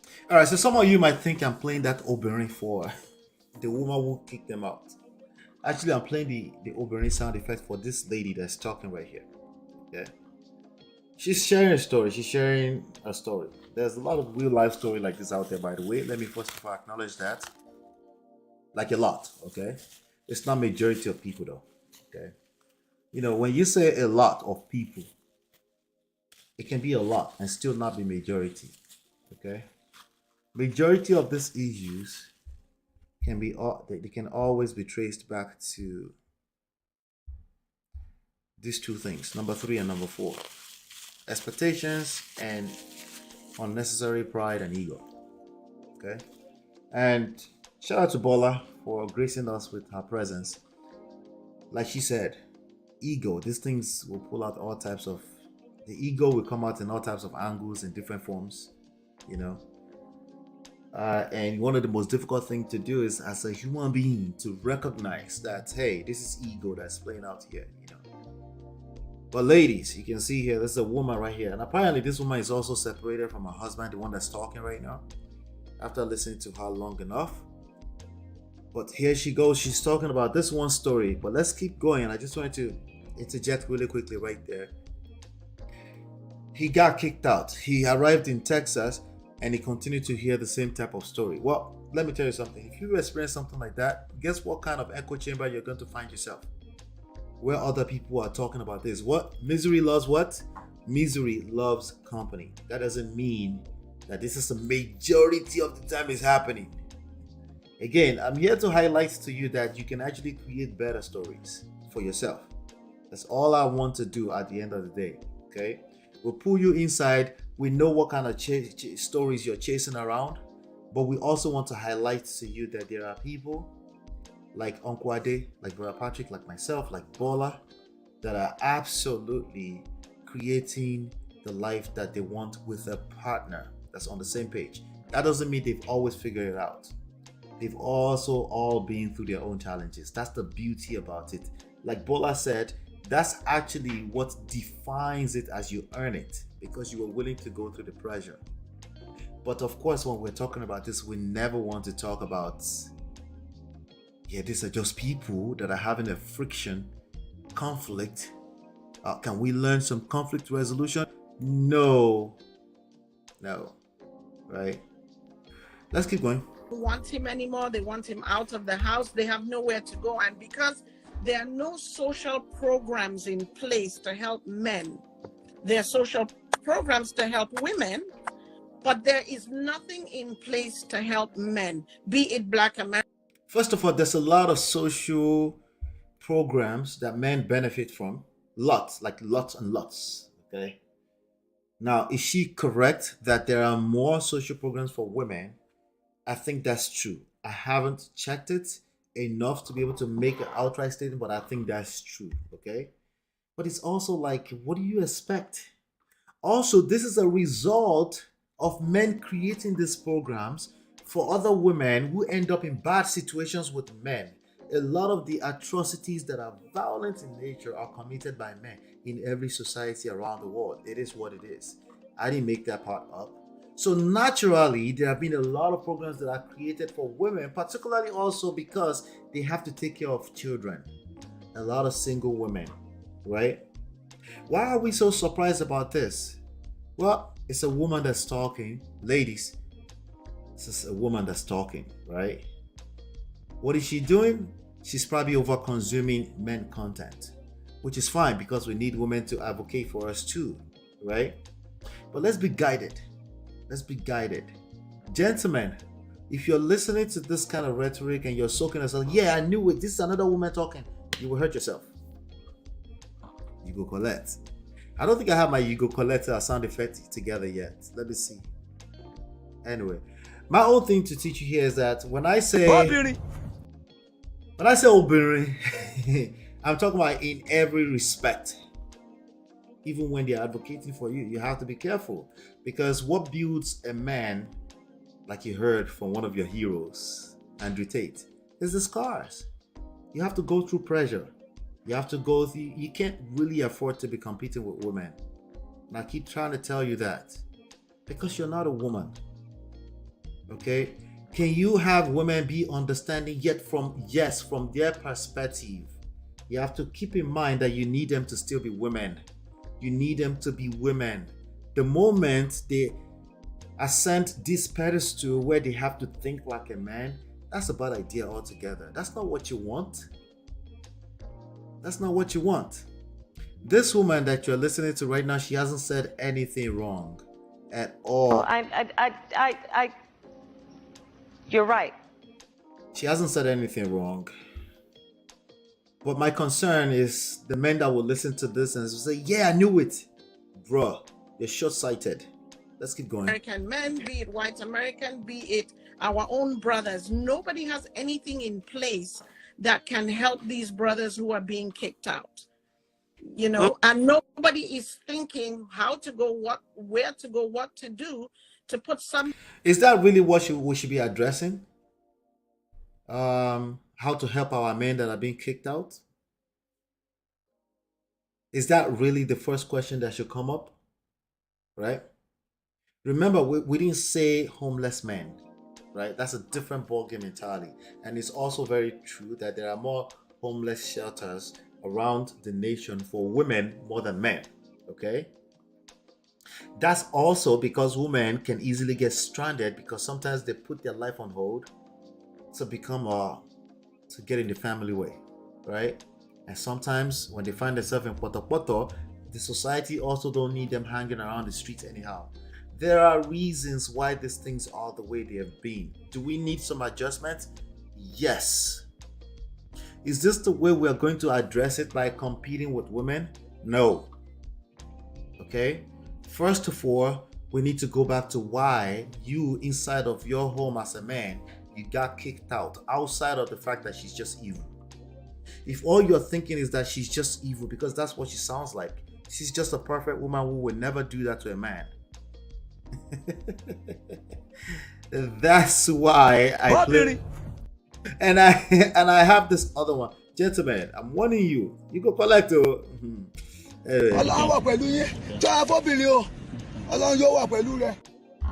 All right, let me keep playing. Type of program in place that can help these men stand on their feet that are on the streets, sleeping in their cars at the mercy of whoever will pick them up. Okay. She doesn't care. She doesn't care. She's taking care of her number 6, which is fine. She feels like she's contributing. She's empathizing with men. She doesn't care. She doesn't know enough to be able to care. She can't comprehend what it looks like to be a man. Okay? Do we need more homeless shelters for men, or we need to teach men how to keep their households together? Which one do you think is a priority here? What do you think happens to a whole family when a man is not able to keep his house together, especially to the extent where the woman kicked you out because she doesn't know any better? She's wrong as well, right? And she now has to call you and say, how are we going to pay this rent? Who do you think is going to collect the most? Okay, sorry guys, I can't. Anybody want to guess who's going to collect the most? Right? There are multiple characters in this picture. There are women, there are adults, there are men, there's an adult, and there are children, usually, right?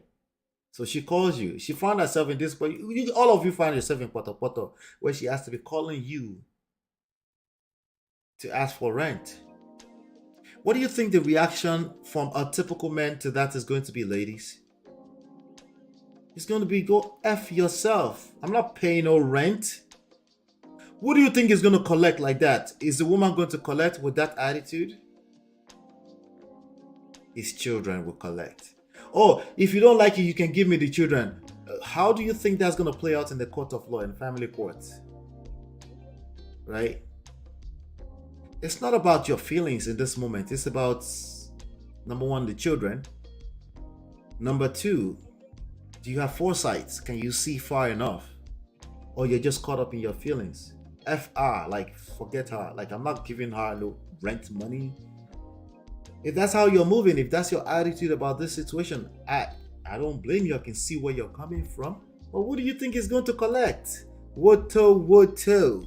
Who do you think is going to collect in this situation? I'm asking you. Different from blue. Bulaba. Oluremi says there are Salvation Army shelters for men and women who are needing help. Yes. So we're talking about in quantity. In terms of numbers, for obvious reasons, there are more of those opportunities available for women.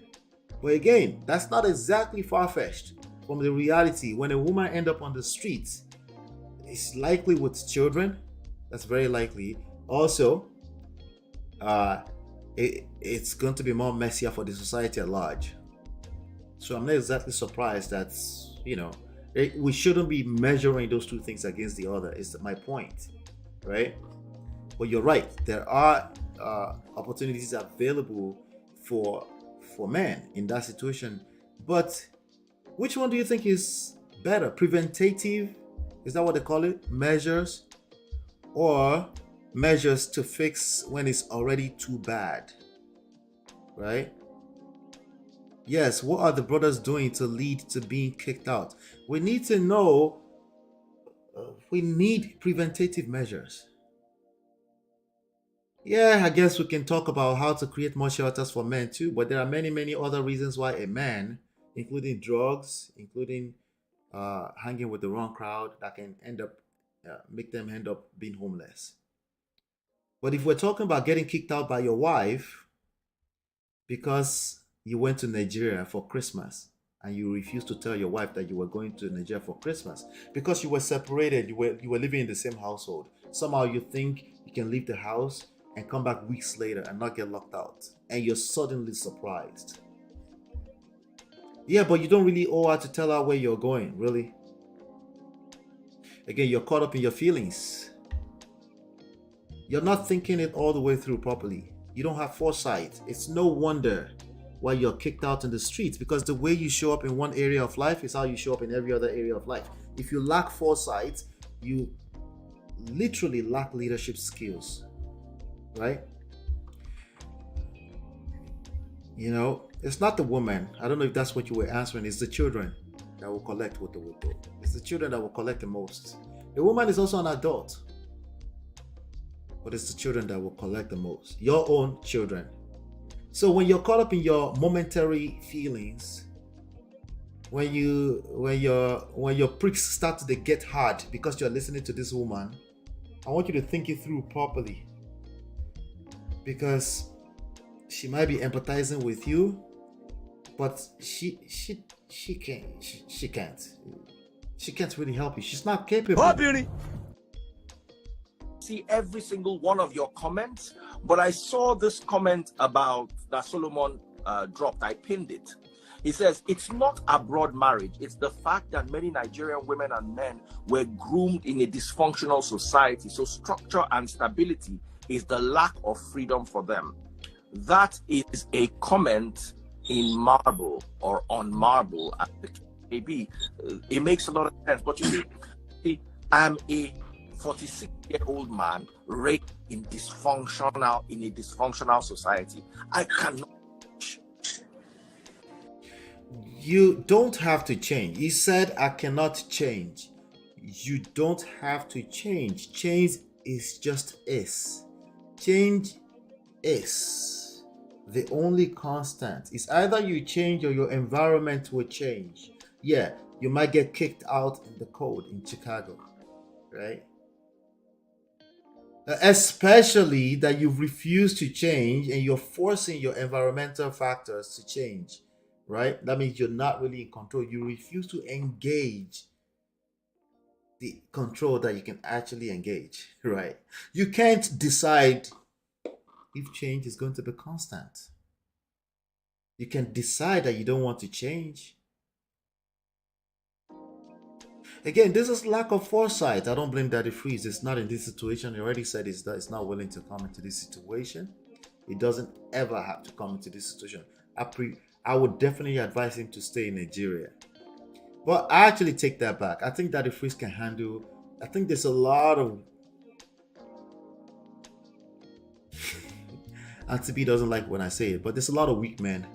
Okay, it's a lot of weak. It is what it is. They can become stronger. They can engage some strength. Okay, is no condition is permanent. I'm being nice. Okay, there's a lot of weak men complaining about this kind of stuff. I don't think Daddy Freeze is that weak. If he needs to adjust, I've seen him talk about how to treat women. I know that he likes to treat women equally. I think it's a bad idea to some extent, depending on what we're talking about. I think you should treat women with respect. That's different from treating her equally, right? You should treat her like a human being with respect, like a human. But equally is a little tricky because some people think they have to wash butter to be equal, right? So it depends on what we're talking about. I think some of the rhetoric I've heard him say, I think he can handle it. But of course, when a bunch of weak men gather together and start telling you a story, you're like, that would never be me. Forgetting that there are some of us in this situation that we're like, of course, a few ways here and there we have to adjust. We have to engage our emotional intelligence. On a perpetual level, you keep learning. It's not always what you see. There's always bigger than what you're seeing or hearing or feeling as a man. And so you understand the importance of listening actively as a function of time, a process, patience. Right? Our forefathers knew that patience was important, but more so now than ever before, you need more patience. When you're dealing with Obiri, Suru laughing shock Obiri, anything that's worthwhile in life, like women, It takes patience and it's a process. And we have a bunch of men that don't understand that. They don't understand that at a very in-depth level. Of course, they can give talking points, say, oh, it's our men too. No, it's not that simple. We're talking about you, your story. We're talking about you in particular as a person at individual level, not community yet. You're the one that makes community. The community is a function of the individuals. You understand? So I might try to bend a little, but I was raised by my father in this society, which is why when you raise children till they're above 20, till they're about 20, majority of people are inside their marriage and they are not on Daddy Free show complaining that they got kicked out. Now, some of them, a certain percentage of them are not in happy marriage. That's also granted. That's true. But there are many, many people enjoying their marriage. They're just not on a show. They might be listening. They don't have time. They got other things to take care of. They're taking care of their children. They're on the go. They're on Clubhouse. They're on social media listening, like radio, just like radio, right? But they might not have time. So, definitely not to come and complain about their wife. Number one, because they didn't experience it. Number two, oh, wait until you experience it. So you're assuming that everyone will experience that at some point. Who did this to us? Right? It's the assumptions. When people have gone through the worst case scenarios of stories out there, they assume everyone else will go through it. Some form of it, we've all gone through something. Maybe what you should be thinking about, some people went through it, but they came out okay on the other side. Even better, because the pressure that they went through, especially if you're a man, the pressure they went through is essentially what made them the man that they are today. You ever thought of it that way? Child! I'm testing out my sound effects. Hang in there with me. 23, 25. Let them go abroad for 10 years. Let them have the values, the ideologies of Nigeria, because Nigeria too has some things that we're good at. And then let them be able to balance it abroad, and then maybe come home or stay abroad. At least they have a balance. Because some of us, I don't think I can survive a marriage abroad. I'm not sure. I think Daddy Freeze will survive marriage abroad more than many of the men that are calling to his show. Because again, this is about character at the end of the day. It's about will. When there's will, there's a way, right? Every man should understand that. Come on now, gentlemen. Every man should write that down somewhere. Where there's a will, where there's a way. You'll figure it out. It's a challenge. Challenges are beautiful. That's what makes us as men. Since when did we start running away from a little challenge? She pushed back small. She said something a little disrespectful. What about taking that on as a challenge? You're going to show her that you are the man. Indirectly, directly. I don't know how you're going to do it. But as long as she remains a woman, your queen. Oh no, but she's not really a queen. What does that look like on you? You're supposed to be a king. When you're talking from your ass like that, you're talking from your emotions. This is your woman. What does that make you feel like when you say, no, she ain't no queen? What did that make you feel like? Did you feel better than yourself? It didn't work, right? So let's calm down, okay? Because you bring character, like Uncle Ade said earlier. She brings affection and all these things like paintings. It looks beautiful. Voila, right? You bring character, you bring structure. You're the man. You see how I do my mouth? You're supposed to be the man, right? You don't get caught up in your emotions like, yeah, to hell with that too. You might as well just start doing Kenny. You slap yourself in that process. You go collect. Because we're talking about your woman. We're not talking about this lady on the screen. She's speaking to your talking points. She's advocating. Shout out to her. Thank you, auntie. All right. But she's not your wife. Who knows what she's going to do if you happen to marry her and she's the one in your bed? What do you think will happen once you do a little kerewa and you don't meet up to standard? What do you think will happen? Oh, beauty. Are you thinking this all the way through properly? You understand? Because my whole brain, I'm 46 years old. My whole brain has been tuned in a certain way by society, by religion, by culture, by ideology. In certain respects, it's absolutely correct. But some things have to change, like change itself is constant. And if you know change, you go collect. Clementina says Daddy Free should have said that he's not willing to change. It's a will. That's correct. You're absolutely correct about that. But there are people that actually make it a talking point. I will never change. Nah, F that. Nah, duty over happiness. No. Really? Change now, your mates. You understand? So it might be a bit difficult for me at this stage, especially, to be able to find focus and be able to live with. I watch abroad movies. When I see the way they fight, I'm wondering. Daddy Freeze, movies don't count. Movies have the end. That's not real life. Even after the end, if you turn 99 and you do the end for real in life, you have a legacy. There are things that people will remember about you. This thing that never ends. That's movies. That's Hollywood and Nollywood. That's not reality. Okay? Every Nollywood and Hollywood movie ends in worst case scenario or best case scenario. That's not reality. Gentlemen, come back to reality. Challenges will force you to change. That's what we call life. That's not a bad thing. That's how we grow. It's part of our 6 basic human needs. Growth. I can't do this. I can't do this. Someone said 22 is too late. No, 22 is okay. In favor for men here, to be honest. It's very sad. Everything is pro women. Statement, Binta. Somebody made a statement. Can I give you a new idea? Anything that's pro women is pro men by default. Okay? Anything that's pro women is pro men by default. But granted, you're right. This might just be a matter of outlook on life.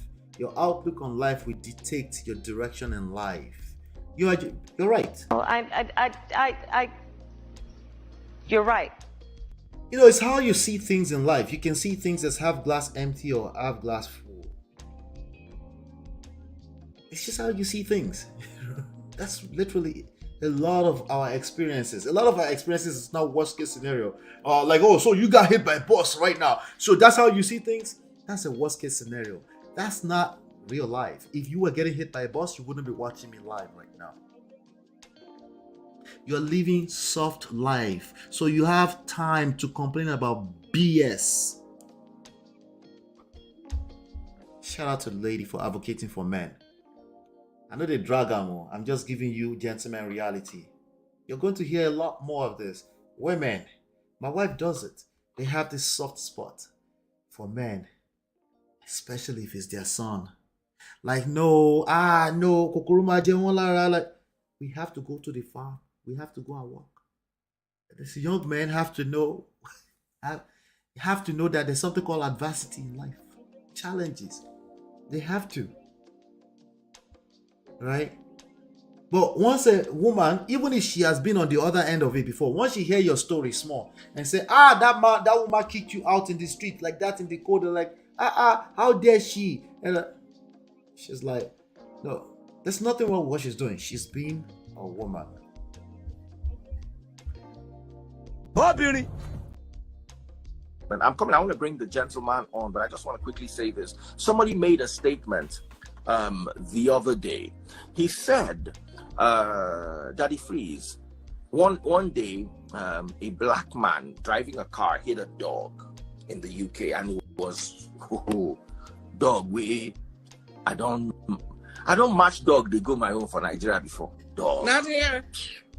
You not even stop. Not you go here. You go to go. What happened then? By the time the animal rights people came, do you know One guy was there, white guy. He made a comment. He said, "This guy is so unlucky. If only he had been a white woman, he would have stood a chance." And then, as we're going, that was when I first started going to London in 2007 or 2008, there about 2006, more like. And the guy was with Baba. He's the guy talk to get through. See, abroad, he used London, for example. And I stand corrected. I don't live in London, but this is what someone who lives in London then said to me. He said, first, children have the most rights. Yeah. Followed by white women. Followed by black women. Followed by animals. Pets. Stop the cap. Then black men. Pets.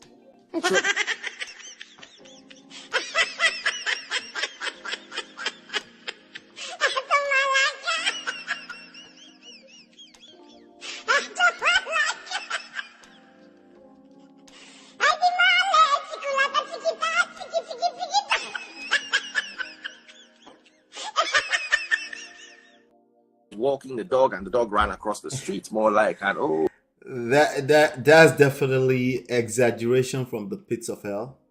I'll tell you a quick story. All right. When I was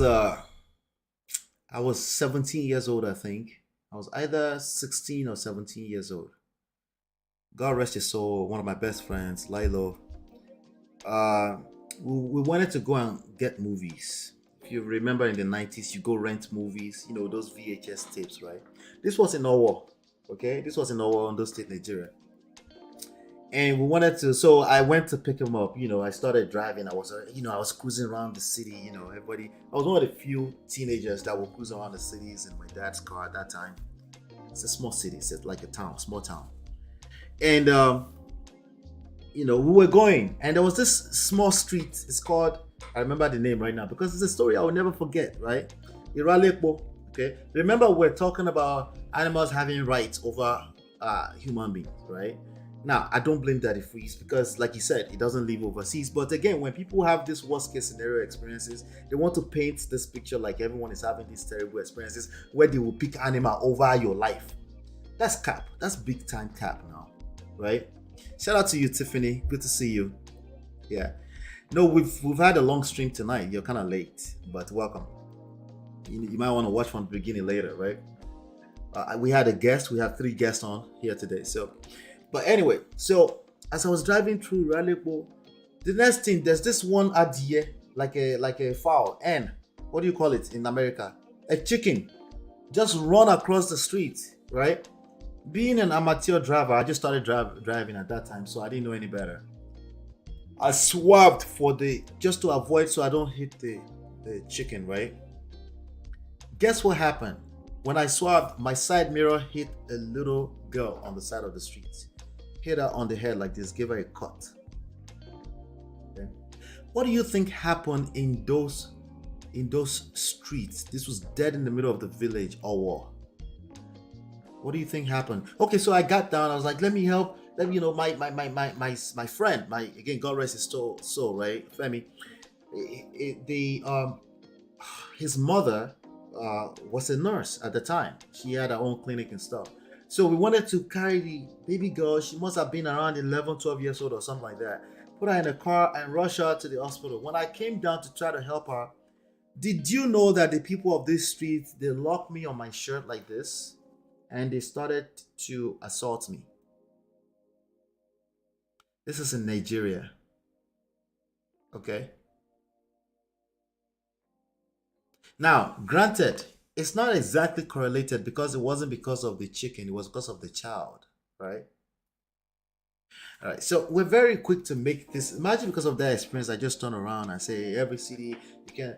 The truth is that there's not a lot, but quite a few cities in Nigeria that if you hit a person, they said just keep driving because you don't want the people on the streets. That's the part of the story that Daddy Freeze did not touch.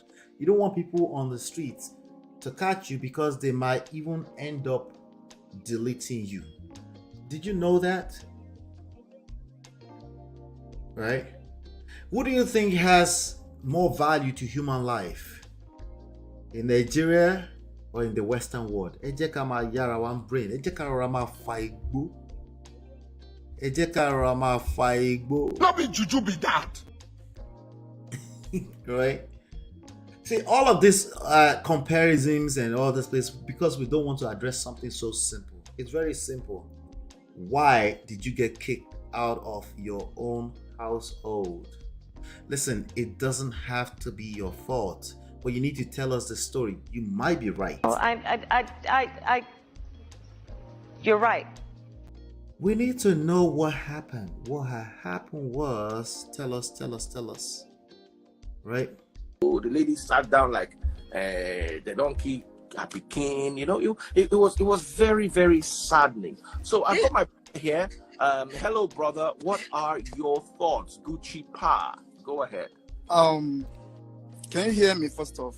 Very clearly. Oh, okay. Daddy Freeze, thank you so much for inviting me.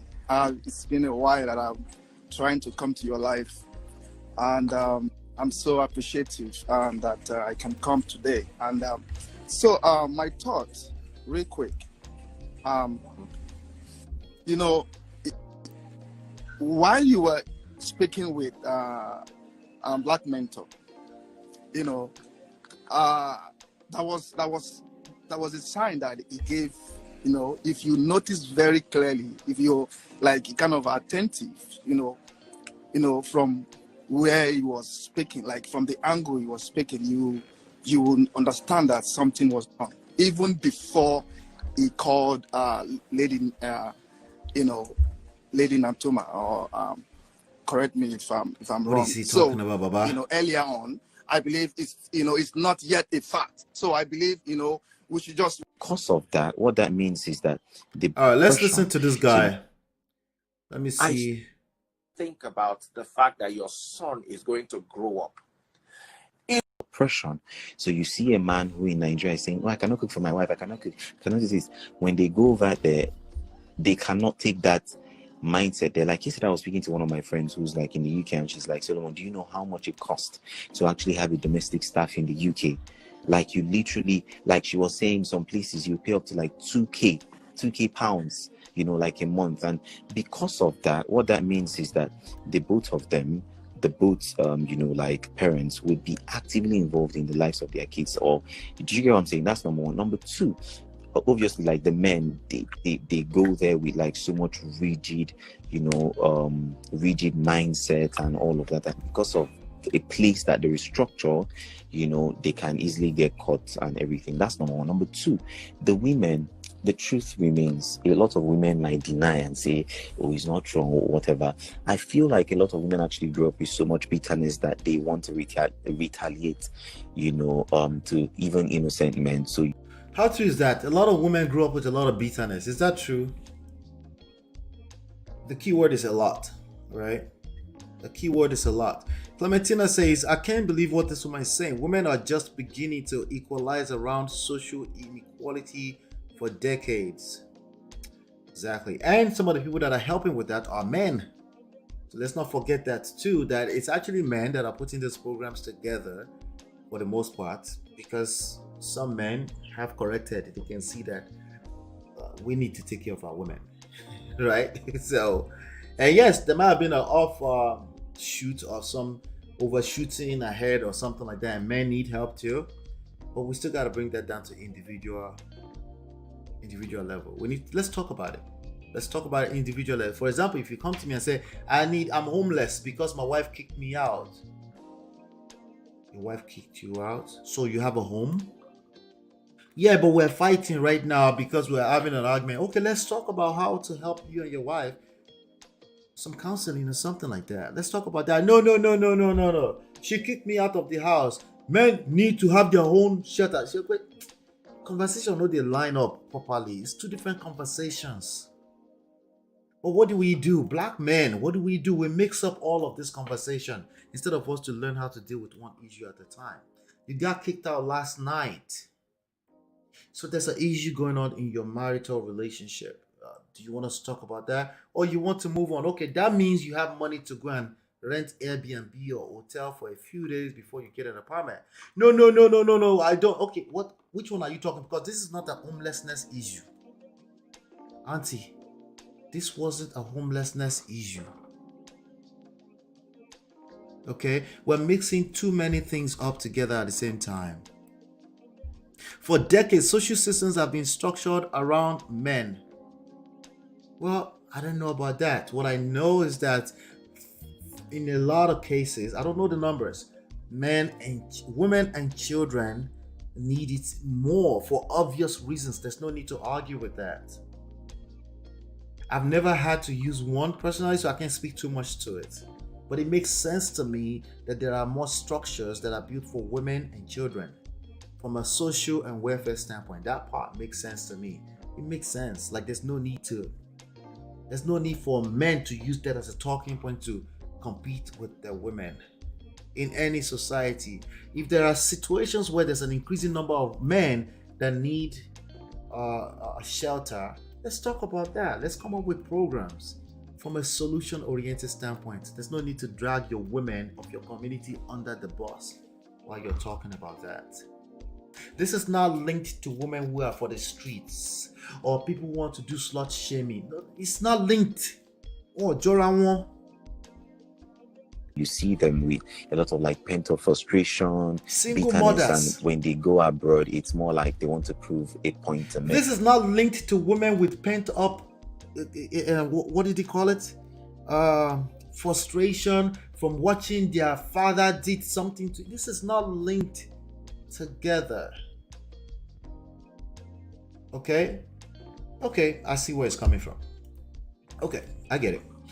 It's linked in his opinion because that's why they overreact when their husband misbehaves. Can we talk about the misbehave part? Or nothing happened, she's just taking her frustration from my childhood out on the man. Can that happen? Yes. Is that most of these cases? No. Most of these cases are what he said in the beginning. Men thinking that I can't change. No, you will change by force. You will be kicked out on the street by force, by fire. Some kind of change will happen. That's all I'm trying to tell you. And when you end up in that family court, it's not built for you, remember? It's built to protect women and children. You go collect. By the way, ladies, yours is worse. It's elongated.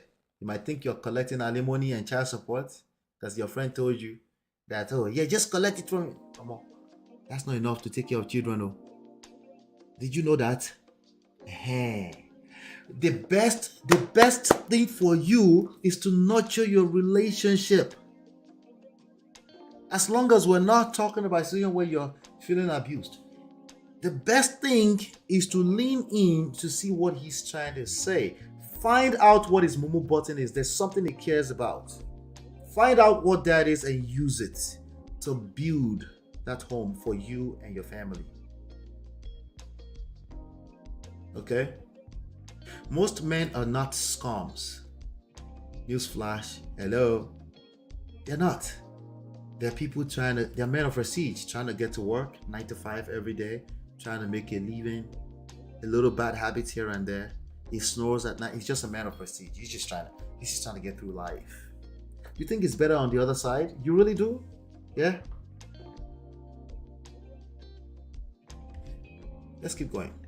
And obviously, the way like the Western world has been structured is just a way that, just like you said, the woman actually comes first, and then the child actually comes first, or the children, then the woman, before you talk about like pets and all of that, before the men. This is standard. Anybody who's... The pet stuff is stupid. It's just stupid exaggeration and in very like a numbskull talking points. Okay?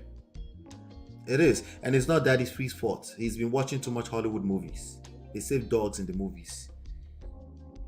That's BS. I see animals get hit on the highway every day. Like you see blood on the highway. They will clean it, yes, in about 2 hours or less. Because this is abroad. I get it. But they get hit all the time. And nobody is questioning anybody with... No, they don't have social security numbers, okay? That's exaggerations. Arguing this is just, I don't know, it's just socially obtuse. I'm sorry. Solomon, you're saying that she gets liberated and empowered because they're pro women, and she's able to exercise. Pro women doesn't mean anti women. Pro men does not mean anti women. Right? Pro women does not mean anti men. Again, this whole issue is mainly mindset. It's just mindset. Okay. Granted, you've gone through some experience and your mindset is coughed up. I get it.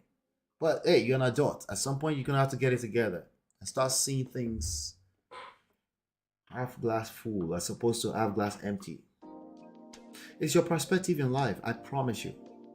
Listen, everyone has a terrible story they could tell you that will make you feel like, this is happening to men. You die. Everyone has something. But some decide to you know what? It's not all bad.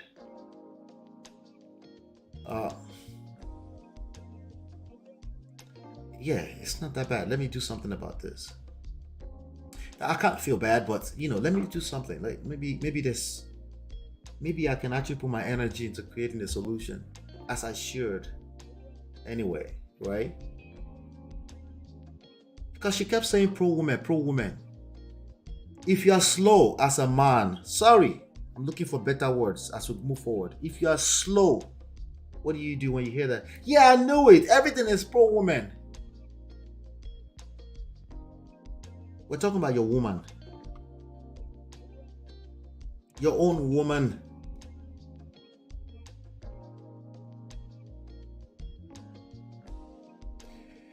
Whatever pent up emotion she's had over the. Let me read in our comments. Tiffany says, these people are constantly thanking Daddy Fritz for inviting them on his platform. He can never return with the "you're welcome" or chai.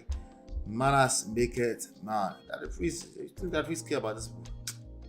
Daddy Fritz don't care about these people like that. Man, just to try to feed his family. Not true at all. Nibolatun Jasi retaliate ke. The pay is peanuts. Like nobody is waking up every day to call unless you are Puff Daddy. How many of you are married to Puff Daddy? You don't collect $6,000 per month. Even that one. Did you see the song came out? 50 Cent song came out years later to say 6,000 wasn't nothing. The whole public was trying to drag him, but it was nothing for that name, right? It's spoiled brat entitled as shit, but still, it's nothing, right? When you pay attention to people's lifestyle, I don't care how many multiple six figures you make, you're probably gonna build a lifestyle around it, and then you end up with paycheck to paycheck anyway. But ask the people that are doing it, most of them. Years, right? Growing up. Exactly. And and this is one of the problems that I have with this whole pro-black women movement. It is absolute bullocks. Sorry, I'm going to say this. It's absolute nonsense. I'm paying attention to this guy. I think he has some other stuff that he'd be talking about that he really shouldn't be speaking to. But I'll pay attention to it. He definitely doesn't know what he's talking about. He has no idea what he's talking about. So I'll let me hear more. Let me see. Because what they teach these women is how to be so vindictive in their homes. Now it's true. There are some extreme platforms on the internet that's teaching women how to be vindictive. Okay. But if you use this as your reason to castigate your woman, you go collect whatever. Okay. If you use this and you cast it on your situation without assessing it like a man, right? If you use the Cynthia G's, if you use any toxic femininity platform to decide that this is what your woman has been paying attention, she's been watching House of Atlanta, you attract what you fear the most. All right? You're a spirit. Okay? You're a whole God. You will attract what you fear the most. Exactly the way you're picturing, that's exactly how it's going to play out. Because you're looking for it. Okay? Your energy will attract that energy. Right? See, you don't see Were Abi, she go show you Were. Right?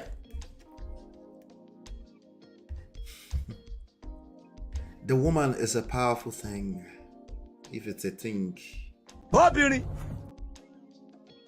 Women will be your mates. That doesn't mean you should worship them. That's not what I'm talking about. For those of us that are all the way in the back.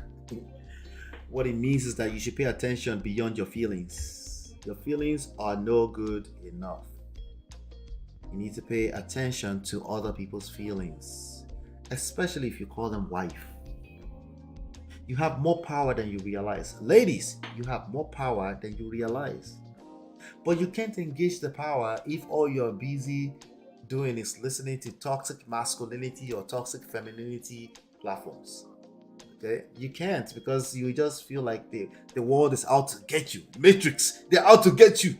Let me protect myself, right? Matrix is real if you say it is real. Okay, I agree with you 100%. But that's what you're going to spend all your energy on, defending yourself against the Matrix. Guess what else will be drowning while you're spending all your energy defending yourself against the Matrix? All of your personal relationships. Your relationship with your wife, with your children, with your loved ones, a quality life, right? Listen, I'm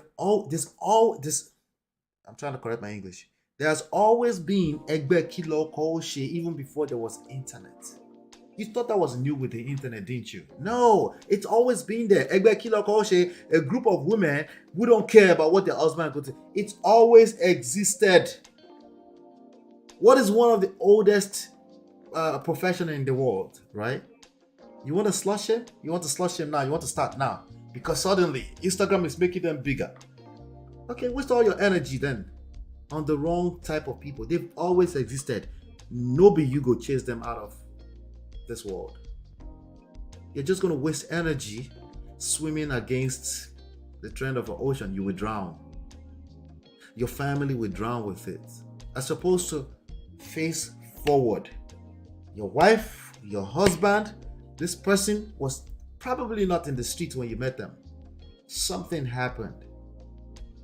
Maybe your pride will not let you see that you're part of what is happening. Listen, I don't know how we got here, but I'm willing to listen. You know, I want us to work on this marriage. No, I don't want to work on the marriage. Okay, let me know if you change your mind.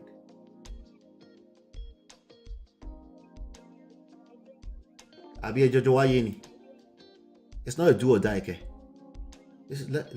Just by being comfortable in your own skin and saying that, it's all that's needed sometimes. What do most people do? I knew it. You came to Yankee to come and destroy my life, Abby. Oi? Hey! I hear me to me, but me. How possible we hear of this? Chiye say all caught up now after an interruption. Hey, Chiye, what did you do? Increase the speed or something? Good to see you. Yeah. Most people change their mind when they hit rock bottom. We all do. But your rock bottom might be too late. Why not make now your rock bottom like you're just tired of it? Like, hey, I know that I can live a better life. I know that, listen, I'm the one that married her. I married her. Yes, she's upset. She's all over the place. She's messy. She's being rude and disrespectful. But I'm the king. I can do this. I'm going to make her submit to me again. There's a few things I need to learn. You make her. She doesn't decide that. You make her respect you. Because how? Because you're going to earn it. You suddenly understand, like, everything worthwhile in life, you have to earn it. You're not going to command your voice like, but are you?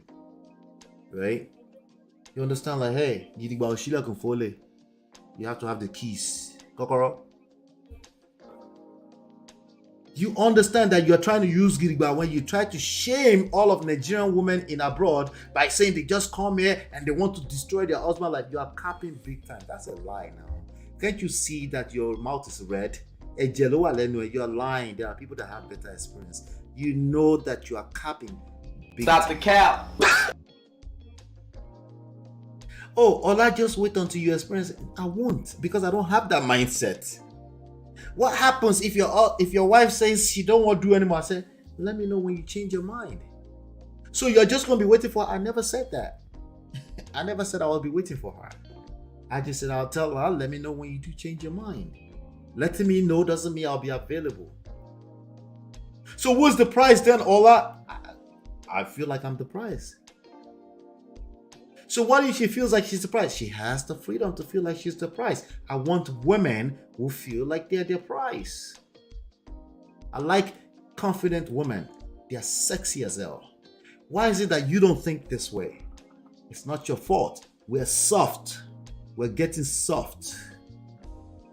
We want to become women. Will it work? It is not going to work. You get it? Men out. The ultimate thing is to have them kicked out of the house. Exactly. And promote you do not need a man. You could do better by yourself. You do not need a man. You know, whatever man can do, I can do it, and so on. And the truth is that we do need our men. We do need our men. Yeah, exactly. And you see, somebody also do it. Let me tell you, so what does Obìnrin means? I'll let you. Is this woman I'm playing it for? Women will tell you all this nice thing when they want to advocate for you until they start doing kirewa with you in bed, and then the story will change. I'm trying to tell my brothers, like, calm down with that. All that you need her to be adults. That's not what you want, okay? She's already an adult, but she's also a woman who is doing kirewa with you in bed. Yes, she'll get caught up in her feelings, and your patience will be tested. Does that mean I should be kicked out in the cold? No, you need to tell me the truth of what happened. What happened before you got kicked out? Tell me the full story. Egbon, saw the full story too. Tell me the full story. Mabiro. The wide margin. You can't compare an immigrant in the US who's trying to get his papers or who's trying to, get what's it called, a very stable state, to someone who's actually a citizen of that country. You can't compare, even if the person is out of their house. It's making a good point there. Remember I said that yesterday. If somebody is filing paperwork for you, they will be on the edge a little bit. Gentlemen, that should be your expectation. If it's not your expectation, you have unrealistic expectations. That's why you're collecting woto. They have family. Do you see what I'm saying? They have family to go to. They have friends. They have a support system. They have a very strong support system. Exactly. So you cannot be telling me, but whites also get kicked out like that does not logically, that does not even match up. But just like I was talking about the whole pro women stuff, you see that. Anyway, I just heard pro women again. I'm done. We're done with this. Yay! It's 8 o'clock, 8:02. A little overtime today. We're done with this. Let's just call it today. I married her and you must obey. No, it's the mindset. I married her. I'll make her submit by way of attraction, seduction, not kiba. A woman doesn't decide she wants to obey you. If she's feeling safe and secure, she looks like she's obeying. She's in love with you. That's what you're looking for, not to obey. I just obey. Sounds lame and dumb. Okay, what you're looking for is a woman who is in love with you. That other lame man on the other side will say she's obeying you, but actually you're just that good at your game. That's all it is, right? She didn't decide it. You get to take all the credit for it. You take all of the credit for it. Okay? And if somebody help you, speak to her, sense to her, say, obey your husband.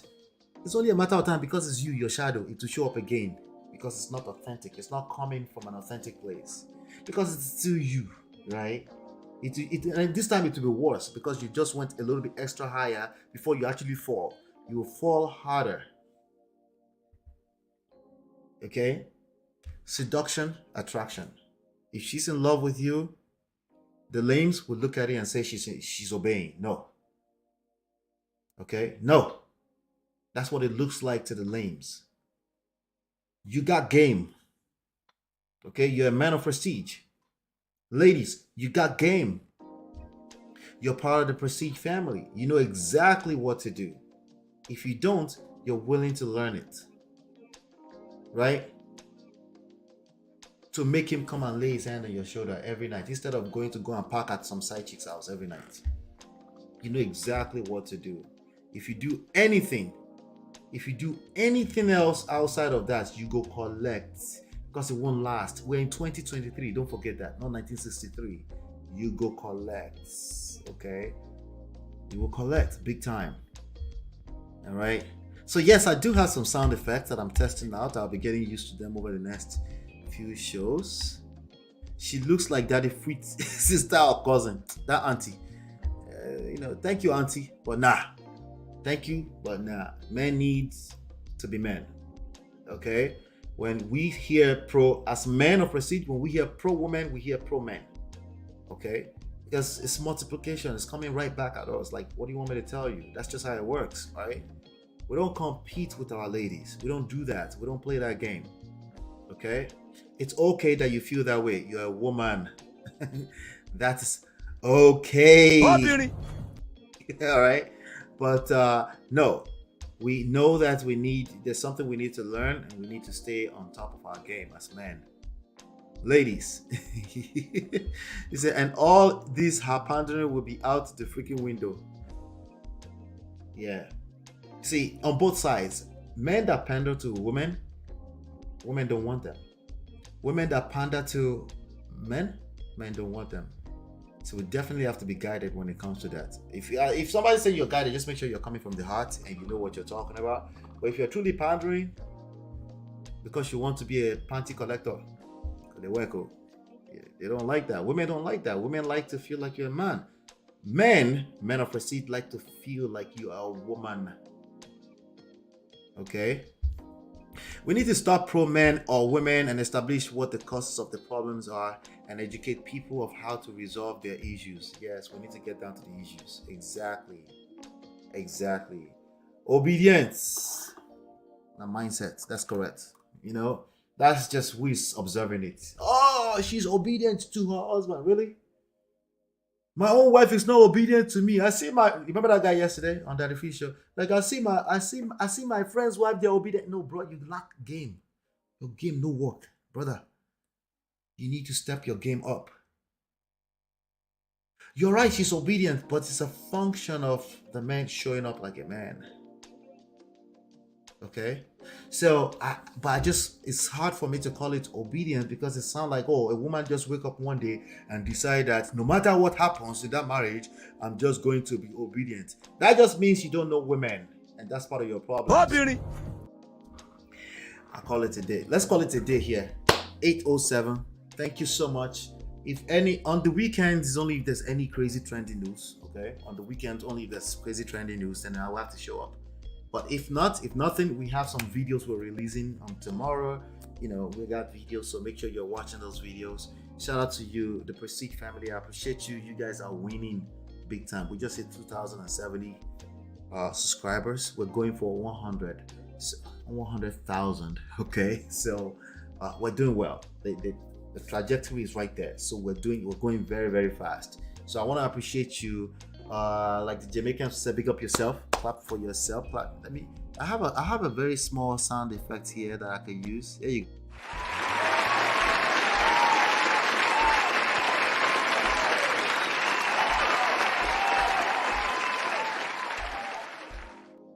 So shout out to you. I appreciate you. Hopefully you've been enlightened and educated. I'll see you on the next one. Peace.